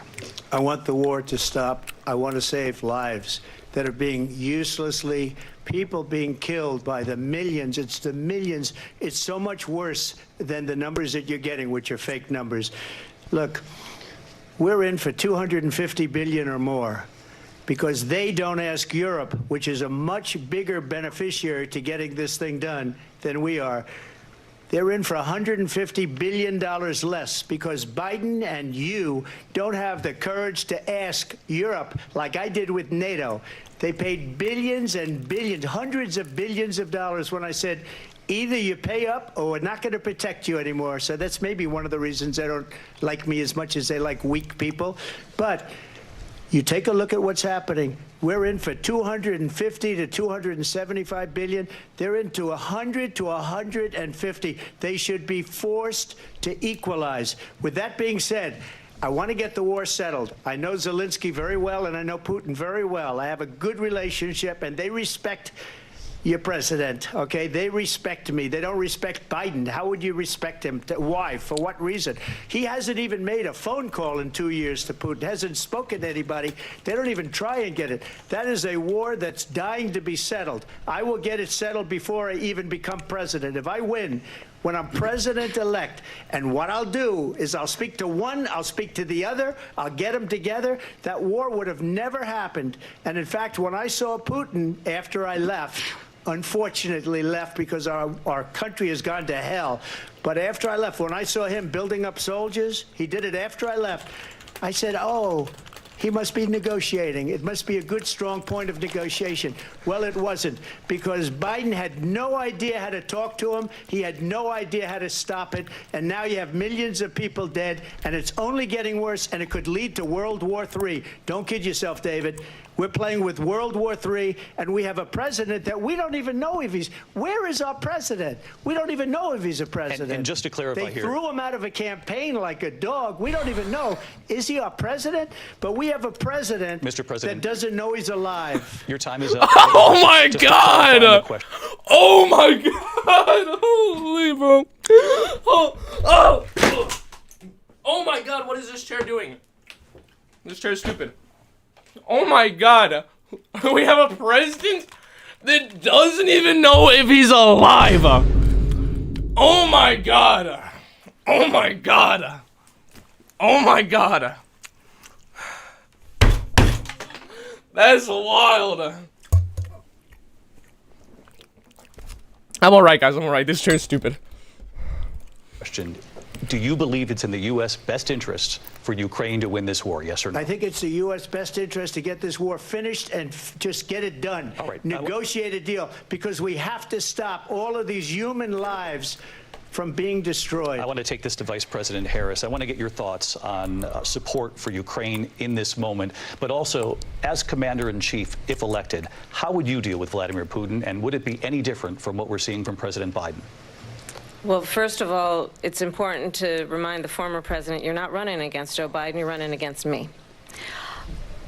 I believe the reason that Donald Trump says that this war would be over within 24 hours is because he would just give it up. And that's not who we are as Americans. Let's understand what happened here. I actually met with Zelensky a few days before Russia invaded, tried through force to change territorial boundaries, to defy one of the most important international rules and norms, which is the importance of sovereignty and territorial integrity. And I met with President Zelensky. I shared with him American intelligence about how he could defend himself. Days later, I went to NATO's eastern flank, to Poland and Romania. And through the work that I and others did, we brought 50 countries together to support Ukraine in its righteous defense. And because of our support, because of the air defense, the ammunition, the artillery, the javelins, the Abrams tanks that we have provided, Ukraine stands as an independent and free country. If Donald Trump were president, Putin would be sitting in Kyiv right now. And understand what that would mean, because Putin's agenda is not just about Ukraine. Understand why the European allies and our NATO allies are so thankful that you are no longer president, and that we understand the importance of the greatest military alliance the world has ever known, which is NATO, and what we have done to preserve the ability of Zelensky and the Ukrainians to fight for their independence. Otherwise, Putin would be sitting in Kyiv with his eyes on the rest of Europe, starting with Poland. And why don't you tell the 800,000 Polish Americans right here in Pennsylvania how quickly you would give up for the sake of favor and what you think is a friendship with what is known to be a dictator who would eat you for lunch. Vice President Harris, thank you. We've heard from both of you on Ukraine tonight. Afghanistan came up in the last hour. I wanted her to respond to something you said earlier, and please, I'll give you a minute here. Putin would be sitting in Moscow, and he wouldn't have lost 300,000 men and women, but he would have been sitting in Moscow. Quiet, please. He would have been sitting in Moscow, much happier than he is right now. But eventually, you know, he's got a thing that other people don't have. He's got nuclear weapons. They don't ever talk about that. He's got nuclear weapons. Nobody ever thinks about that. And eventually, maybe he'll use them, and maybe he hasn't been that threatening. But he does have that. Something we don't even like to talk about. Nobody likes to talk about it. Yo, Richard, thank you for this album. They sent her to negotiate peace before this war started. 3 days later, he went in and he started the war because everything they said was weak and stupid. They said the wrong things. That war should have never. Jacob just said his hair looks like he used spray on cheese. Yo, I love how Jacob literally just keeps switching up. He's like, Kamala has a dress to impress wig. Then when Trump starts speaking, he looks like he uses spray on cheese. Nah, Jacob, a fence sitter. Like me. I mean, what? Never started. She was the emissary. They sent her in to negotiate with Zelensky and Putin, and she did. And the war started 3 days later. And that's the kind of talent we have with her. She's worse than Biden. In my opinion, I think he's the worst president in the history of our country. She goes down as the worst vice president in the history of our country. But let me tell you something. She is a horrible negotiator. They sent her in to negotiate. As soon as they left, Putin did the invasion. President Trump, thank you. You did bring up something. Okay. I want to first say, everybody always says, oh, well, there's a Cold War. They're going to nuke us. You guys realize that America has nuclear missile bases. If America is ever just completely destroyed, every other country gets destroyed too. Do you guys realize that? No one's going to nuke anybody. And if they do, then the whole world goes up in flames. Literally, if anybody nukes anyone, the whole world go... Oh my god, Jacob, you're right. Look at him mewing, bro. Oh my god. Oh my god. Bro's locked in. Oh my god. My god, bro. This guy could have my babies. I mean, what? You said you went to negotiate with Vladimir Putin. Vice President Harris, have you ever met Vladimir Putin? Can you clarify tonight? Yet again, I said at the beginning of this debate, you're going to hear a bunch of lies coming from this fellow. And that is another one. When I went to meet with President Zelensky, I've now met with him over 5 times. The reality is it has been about standing as America always should. As a leader upholding international rules and norms, as a leader who shows strength, understanding that the alliances we have around the world are dependent on our ability to look out for our friends and not favor our enemies because you adore strongmen instead of caring about democracy.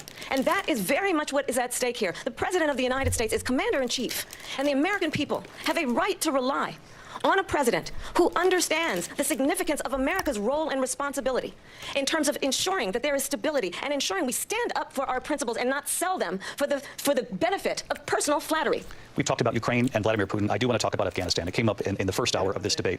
I want to move on to Afghanistan. Goldberg said Trump did the most amazing thing I've ever seen. He got these countries, the 28 countries at the time, to pay up. He said, I've never seen. He's the head of NATO. He said, I've never seen. For years, we were paying almost all of NATO. We were being ripped off by European nations, both on trade and on NATO. I got them to pay up by saying one of the statements you made before, if you don't pay, we're not going to protect you. Otherwise, we would have never gotten it. He said it was one of the most incredible jobs that he's ever seen done. Thank you. I want to turn to Afghanistan. It came up in the first hour of the debate, and we witnessed a poignant moment today on Capitol Hill, honoring the soldiers who died in the chaotic withdrawal from Afghanistan. I do want to ask the Vice President, do you believe you bear any responsibility in the way that withdrawal played out? Well, I will tell you, I agreed with President Biden's decision to pull out of Afghanistan. 4 presidents said they would, and Joe Biden did. And as a result, America's taxpayers are not paying the $300 million a day we were paying for that endless war. And as of today, there is not one member of the United States military who is in active duty in a combat zone in any war zone around the world, the first time this century. But let's understand how we got to where we are. Donald Trump, when he was president, negotiated one of the weakest deals you can imagine. He calls himself a deal maker. Even his national security advisor said it was a weak, terrible deal. And here's how it went down. He bypassed the Afghan government. He negotiated directly with a terrorist organization called the Taliban. The negotiation involved the Taliban getting 5,000 Taliban terrorists released. And get this, no, get this. And the president at the time invited the Taliban to Camp David, a place of storied significance for us as Americans, a place where we honor the importance of American diplomacy, where we invite and receive respected world leaders. And this former president, as president, invited them to Camp David because she almost just called him a slur. The role and responsibility of the President of the United States to be commander-in-chief with a level of respect. And this gets back to the point of how he has consistently disparaged and demeaned members of our military, fallen soldiers, and the work that we must do to uphold the strength and the respect of the United States of America around the world. Vice President Harris, thank you. President Trump, your response to her saying that you began the negotiations with the Taliban. So if you take a look at that period of time, the Taliban was killing our soldiers, a lot of them, with snipers. And I got involved with the Taliban because the Taliban was doing the killing. That's the fighting force within Afghanistan. They don't bother doing that because, you know, they deal with the wrong people all the time. But I got involved. Whoa, he got involved with the Taliban? Wait, Trump is a former Taliban official? Oh my god, they both look horrible in this image. She's locked in mewing. Oh my god, bro. Bro has negative teeth. Sorry. And Abdul is the head of the Taliban. I know, Josh, it does.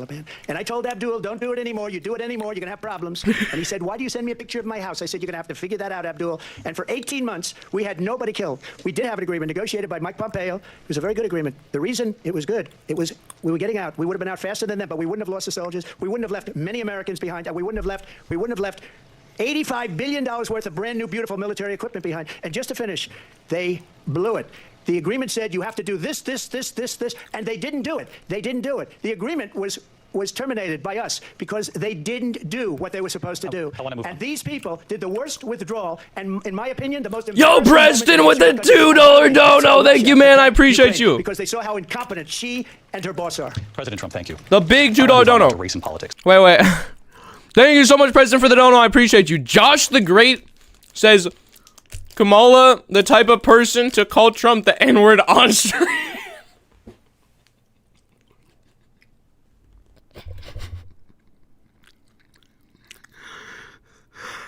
Vote for me because Trump is a...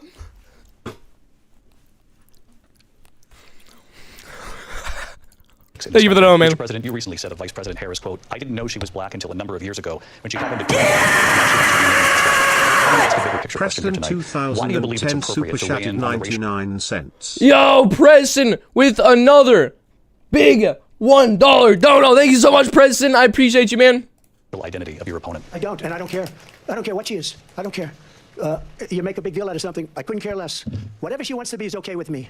But those were your words. So I don't know. I mean, all I can say is I read where she was not black, that she put out, and I'll say that. And then I read that she was black, and that's okay. Either one was okay with me. That's up to her. That's up to her. Vice President Harris, your thoughts on this?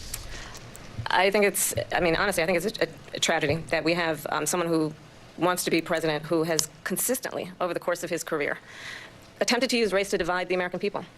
You know, I do believe that the vast majority of us know that we have so much more in common than what separates us, and we don't want this kind of approach that is just constantly trying to divide us, and especially by race. And let's remember how Donald Trump started. He was land, he owned buildings, and he was investigated because he refused to rent property to black families. Let's remember, this is the same individual who took out a full-page ad in the New York Times calling for the execution of 5 young black and Latino boys who were innocent, the Central Park 5. Took out a full-page ad calling for their execution. This is the same individual who spread birther lies about the first black president of the United States. And I think the American people want better than that, want better than this, want someone who understands, as I do, I travel our country. We see in each other a friend. We see in each other a neighbor. We don't want a leader who is constantly trying to have Americans point their fingers at each other. I meet with people all the time who tell me, can we please just have discourse about how we're going to invest in the... Tiana D says, the good ending. Biden runs in and confesses his love to Trump, and they kiss and run America together.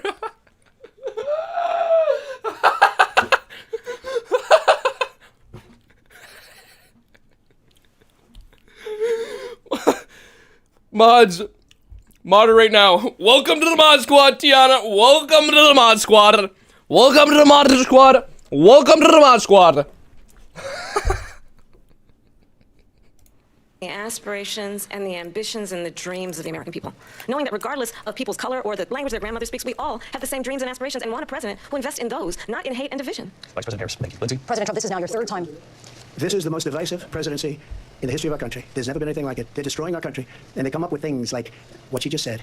Going back many, many years, when a lot of people, including Mayor Bloomberg, agreed with me on the Central Park 5, they admitted, they said, they pled guilty. And I said, well, if they pled guilty, they badly hurt the person, killed the person ultimately. And if they pled guilty, then they pled, we're not guilty. But this is a person that has to stretch back years, 40, 50 years ago, because there's nothing now. I built one of the greatest economies in the history of the world, and I'm going to build it again. It's going to be bigger, better, and stronger. But they're destroying our economy. They have no idea what a good economy is. Their oil policies, every single policy. And remember this, she is Biden. You know, she's trying to get away from Biden. I don't know the gentleman, she says. She is Biden. The worst inflation we've ever had, a horrible economy because inflation has made it so bad, and she can't get away with that. Thank you. Now they're talking so slow, guys. I want to just respond briefly. Clearly, I am not Joe Biden, and I am certainly not Donald Trump.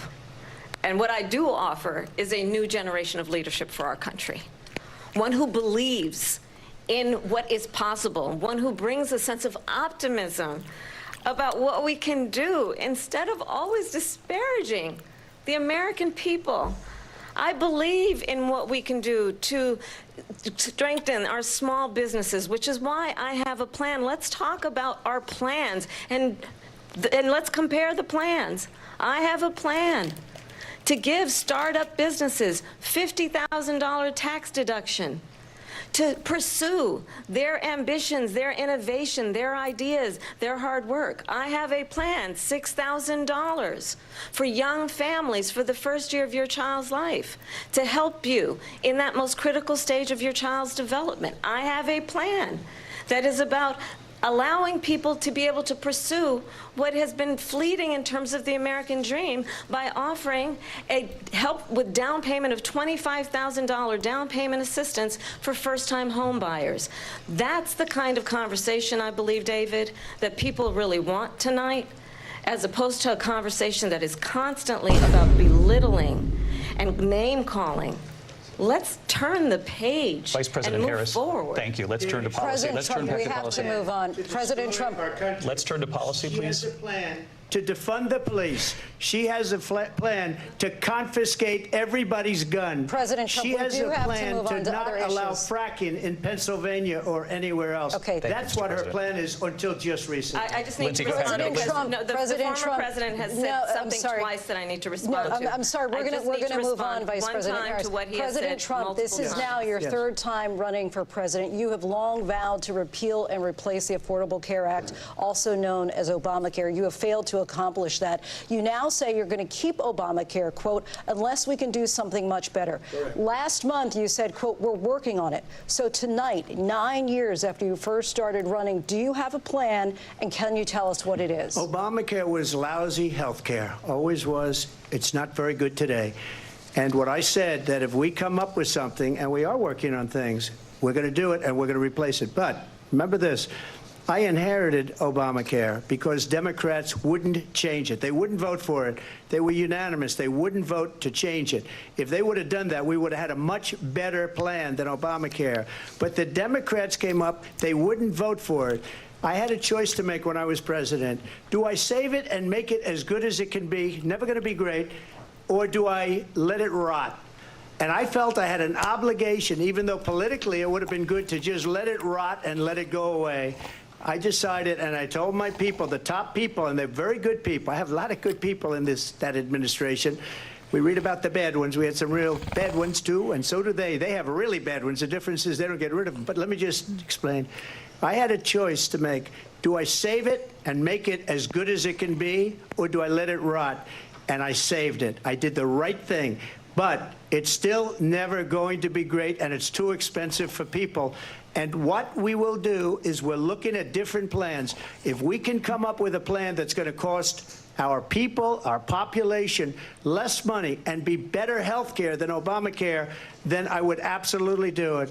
But until then, I'd run it as good as it can be run. So just a yes or no, you still do not have a plan? I have concepts of a plan. I'm not president right now. But if we come up with something, I would only change it if we come up with something. Bro, they've been talking about Obamacare for like 5 years, bro. How does he not have a plan? I'm sorry, guys. I need to pause it because I can't handle them talking in normal speed, so I gotta like yap for a second so that we can like get them into double speed like I've been doing, because I legit can't pay attention to them when they're not double speed anymore. They talk too slow, man. But no, only, bro. They both are yappuccinos. Both of them are just yappuccinos. Yappuccino. It's like thing 1 and thing 2 from the Cat in the Hat, except instead of not talking much and everything they say is incoherent, they talk a lot and just yap, and everything they say is still everything they say.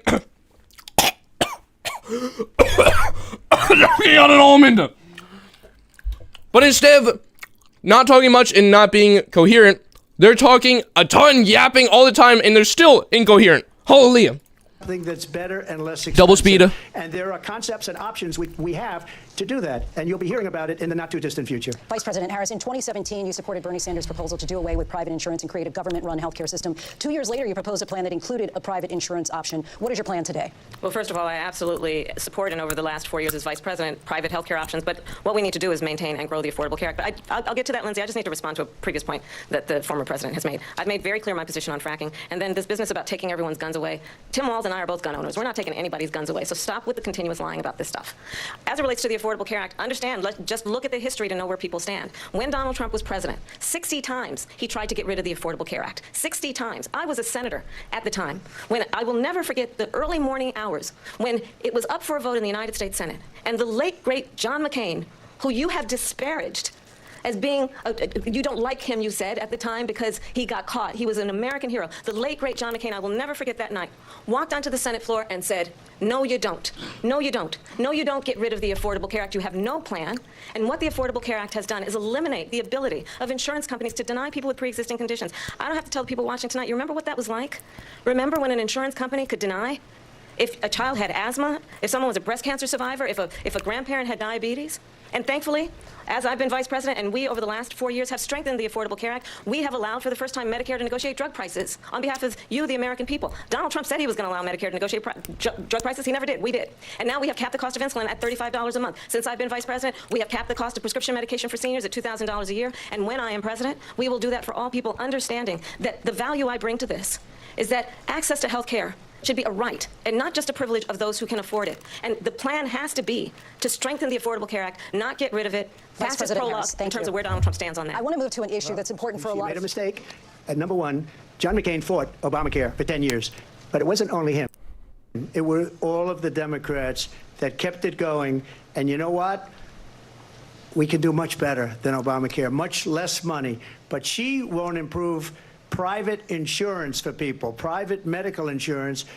That's another thing she doesn't want to give. People are paying privately for insurance that have worked hard and made money, and they want to have private. She wants everybody to be on government insurance where you wait 6 months for an operation that you need immediately. President Trump, thank you. We have another issue that we'd like to get to that's important for a number of Americans, in particular younger voters, and that's climate change. President Trump, with regard to the environment, you say that we have to have clean air and clean water. Vice President Harris, you call climate change an existential threat. The question to you both tonight is, what would you do to fight climate change? And Vice President Harris, we'll start with you. 1 minute for you each. Well, the former president had said that climate change is a hoax. And what we know is that it is very real. You ask anyone who lives in a state who has experienced these extreme weather occurrences, who now is either being denied home insurance or it's being jacked up. You ask anybody who has been the victim of what that means in terms of losing their home, Start a bit late. nowhere to go. We know that we can actually deal with this issue. The young people of America care deeply about this issue. And I am proud that as vice president over the last 4 years, we have invested $1 trillion in a clean energy economy, while we have also increased domestic gas production to historic levels. We have created over 800,000 new manufacturing jobs while I have been vice president. We have invested in clean energy to the point that we are opening up factories around the world. Donald Trump said he was going to create manufacturing jobs. He lost manufacturing jobs. And I'm also proud to have the endorsement of the United Auto Workers and Sean Fain, who also know that part of building a clean energy economy includes investing in American-made products, American automobiles. It includes growing what we can do around American manufacturing and opening up auto plants, not closing them like happened under Donald Trump. Vice President Harris, thank you. That didn't happen under Donald Trump. Let me just about tell you, they lost 120. 10,000 manufacturing jobs this last month. It's going, they're all leaving. They're building big auto plants in Mexico, in many cases owned by Thank China. you, Jacob. They're building these massive plants, and they think they're going to sell their cars into the United States because of these people. What they have given to China is unbelievable. But we're not going to let that. We'll put tariffs on those cars so they can't come into our country, because they will kill the United Auto Workers and any auto worker, whether it's in Detroit or South Carolina or any other place. What they've done to business and manufacturing in this country is horrible. We have nothing because they refuse. You know, Biden doesn't go after people because supposedly China paid him millions of dollars. He's afraid to do it. Between him and his son, they get all this money from Ukraine. They get all this money from all of these different countries. And then you wonder, why is he so loyal to this one, that one, Ukraine, China? Why is he? Why did he get $3.5 million from the mayor of Moscow's wife? Why did she pay him $3.5 million? This is a crooked administration, and they're selling our country down the tubes. President Trump, thank you. Okay, so they both got about the same time. With closing statements from both of our candidates, an historic night, this ABC News presidential debate from Philadelphia. This guy's still locked in. Holy, look at him.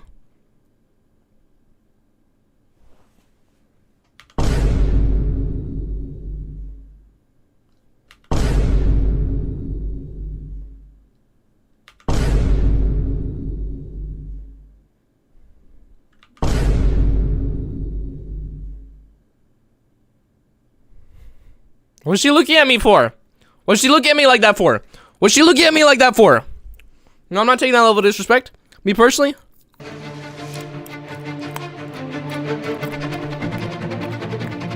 ABC News presidential debate will continue after this.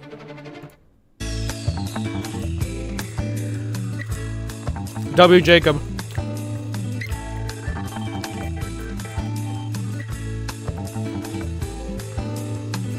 Yeah, I'm going to make so many clips out of this, Jacob, because this is funny.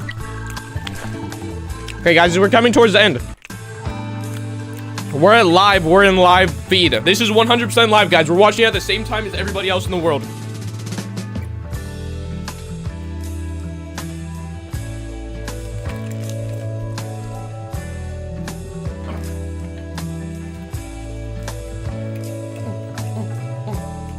Oh, guys.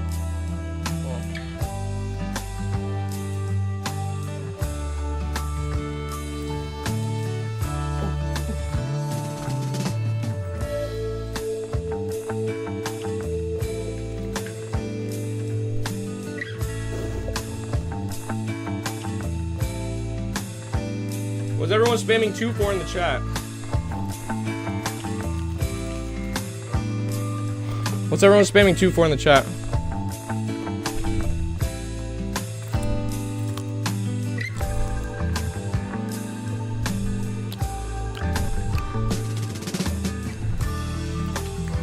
This is just fun to watch, guys.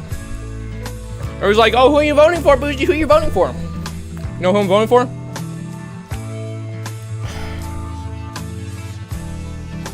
I'm voting for me and your mama in bed together. That's who I'm voting for. That's who I'm voting for. Wait, my bad. I'm not voting for that because it already happens every night. Oh my God, bro.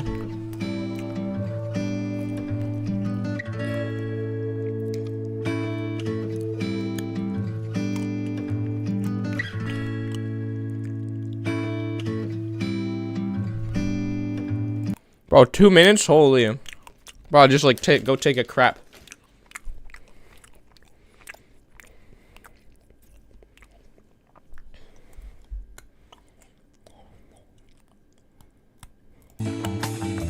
His music is not a bop.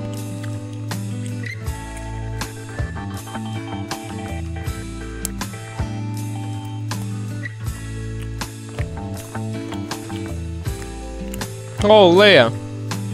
$308 million of damages.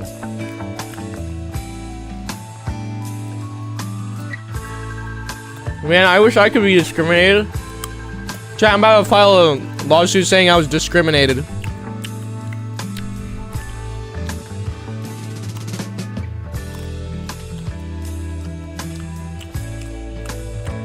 Two, if Bougie should be voted into president for England.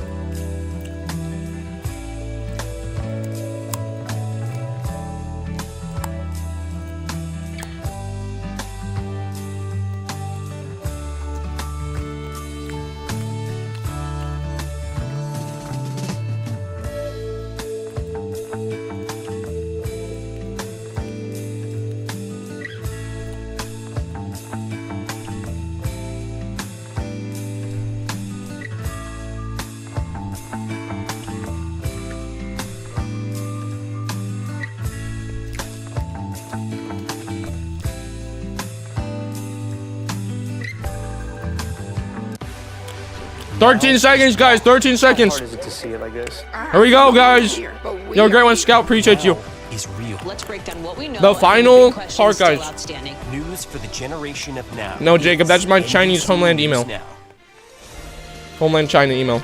We're back with tonight's debate between Kamala Harris and Donald Trump. And when it ends, please join us for analysis of tonight's key moments. Our team will break it down. As we enter the final sprint to Election Day, we'll go back to the debate and closing statements. His forehead goes back to 1840, Live from the bro. National Constitution Center in Philadelphia, Pennsylvania. Here again, David Muir and Lindsay Davis. His forehead bigger than Drake's. Drake. The time has come for closing statements, and Vice President Harris, we begin with you. So I Forehead think bigger you've than heard queso. Tonight, two very different visions for our country. One that is focused on the future, and the other that is focused on the past, and an attempt to take us backward. But we're not going back. And I do believe that the American people know we all have so much more in common than what separates us. And we can chart a new way forward. And a vision of that includes having a plan, understanding the aspirations, the dreams, the hopes, the ambition of the American people, which is why I intend to create an opportunity economy, investing in small businesses, in new families, in what we can do around protecting seniors, what we can do that is about giving hardworking folks a break and bringing down the cost of living. I believe in what we can do together that is about sustaining America's standing in the world and ensuring that we have the respect that we so rightly deserve, including respecting our military and ensuring we have the most lethal fighting force in the world. I will be a president that will protect our fundamental rights and freedoms, including the right of a woman to make decisions about her own body and not have her government tell her what to do. I'll tell you, I started my career as a prosecutor. I was a DA, I was an attorney general, a United States senator, and now vice president. I've only had one client, the people. And I'll tell you, as a prosecutor, I never asked a victim or a witness, are you a Republican or a Democrat? The only thing I ever asked them, are you okay? And that's the kind of president we need right now. Someone who cares about you and is not putting themselves first.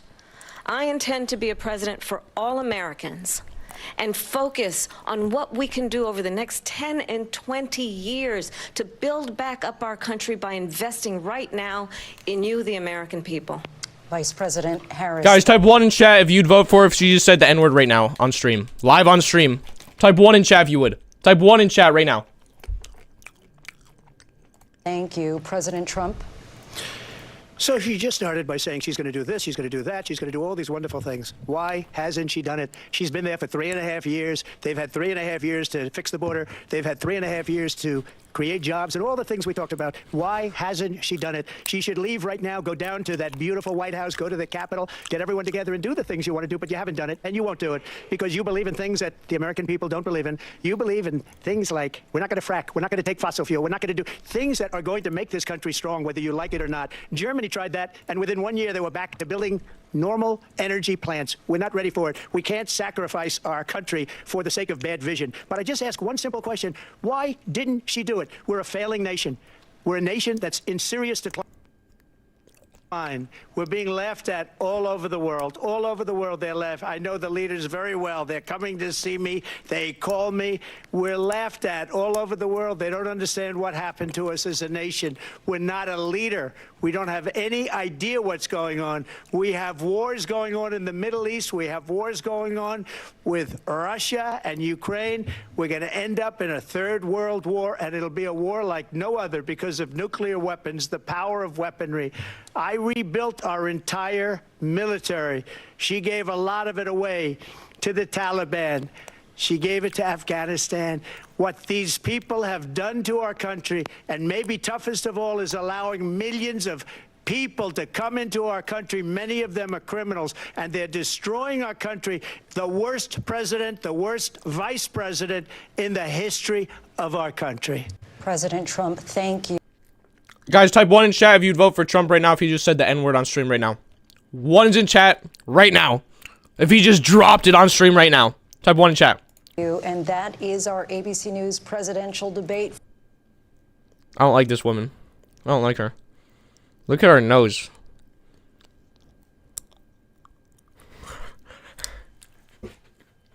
So basically, chat, whoever said the N-word first on stream would have won president.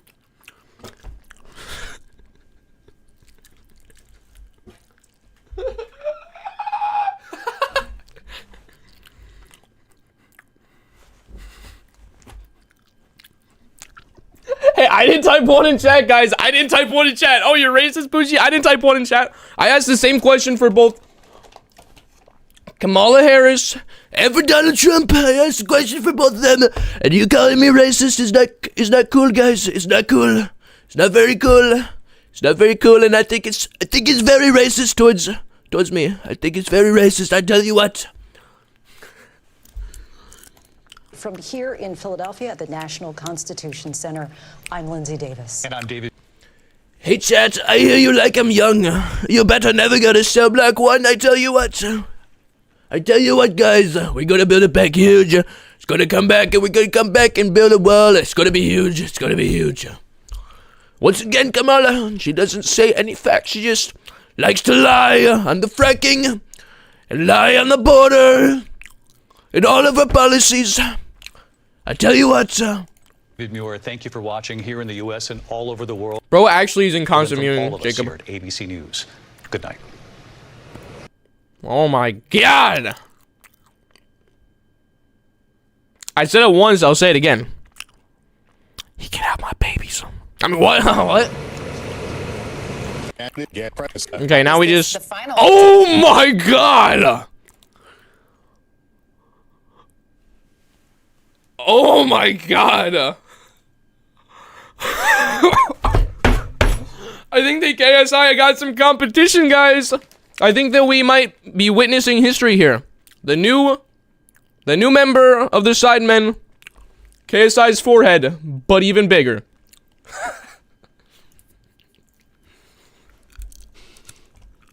Oh my god, bro. Debate. Is this the only one we're going to see? Will there be another?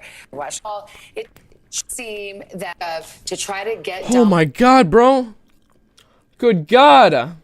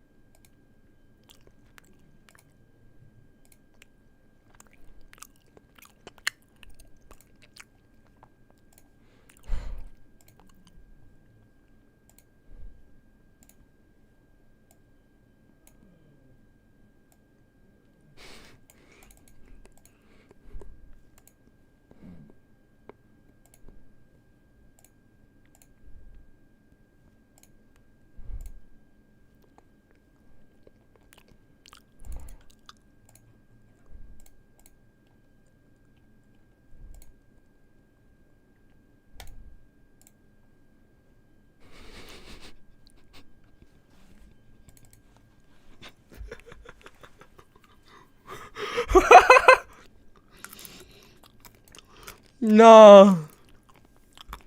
Donald Trump to respond. I think once he's well, then you know out there gets so she was trying to prosecute the case against him, but also present an affirmative vision of herself and what she might do in. Oh, they got fact checkers here in the chat. I didn't even know. Tom Yamas, he's in the spin room for us. So Tom, I'm sure you're already starting to see people filter in, and what are you hearing? Yeah. Okay, guys, so it's still very early, right? Each campaign is sort of getting their talking points. Oh my god, they fact checked everything. They actually did.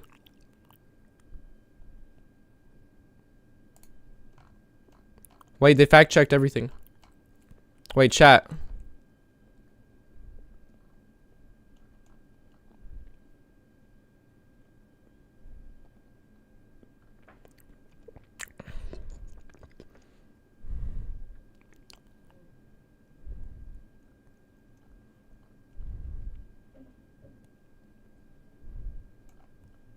Oh my god, they're just only fact checking.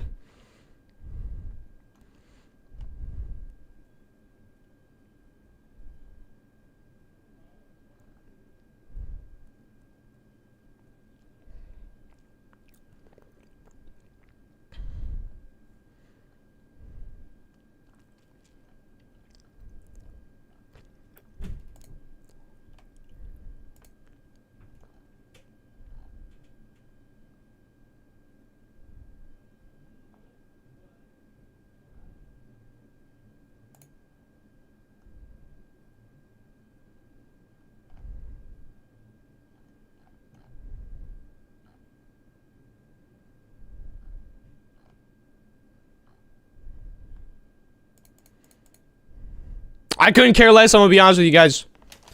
I bet you can't not say chat for the next 20 minutes. I'm going to be ending stream, guys. That's the end of the debate. There's nothing else interesting. It's just Mr. Bean talking and Conehead. It's literally the only thing that's remaining, so we might as well just end the stream. Going into this debate is that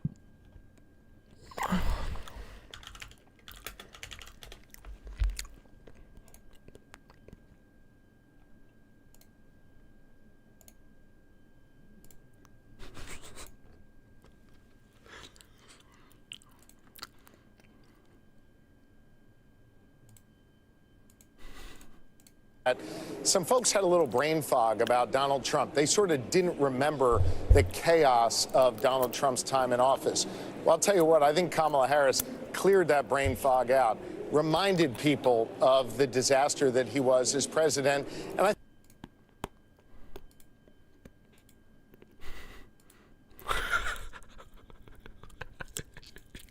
think it was all he was trying. Oh, we're at the live. Okay, guys, that's the end of the stream. Appreciate you all for joining. Appreciate you guys watching the debate with me. Sin City was a savior. Angels like you. Sin City was. But yeah, you guys the goats. Appreciate you all.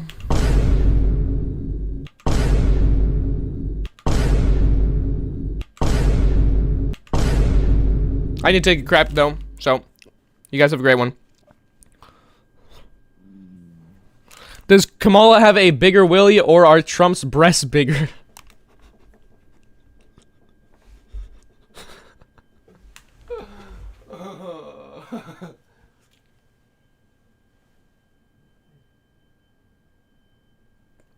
Okay, you guys have a great rest of your night. Appreciate you all. Peace.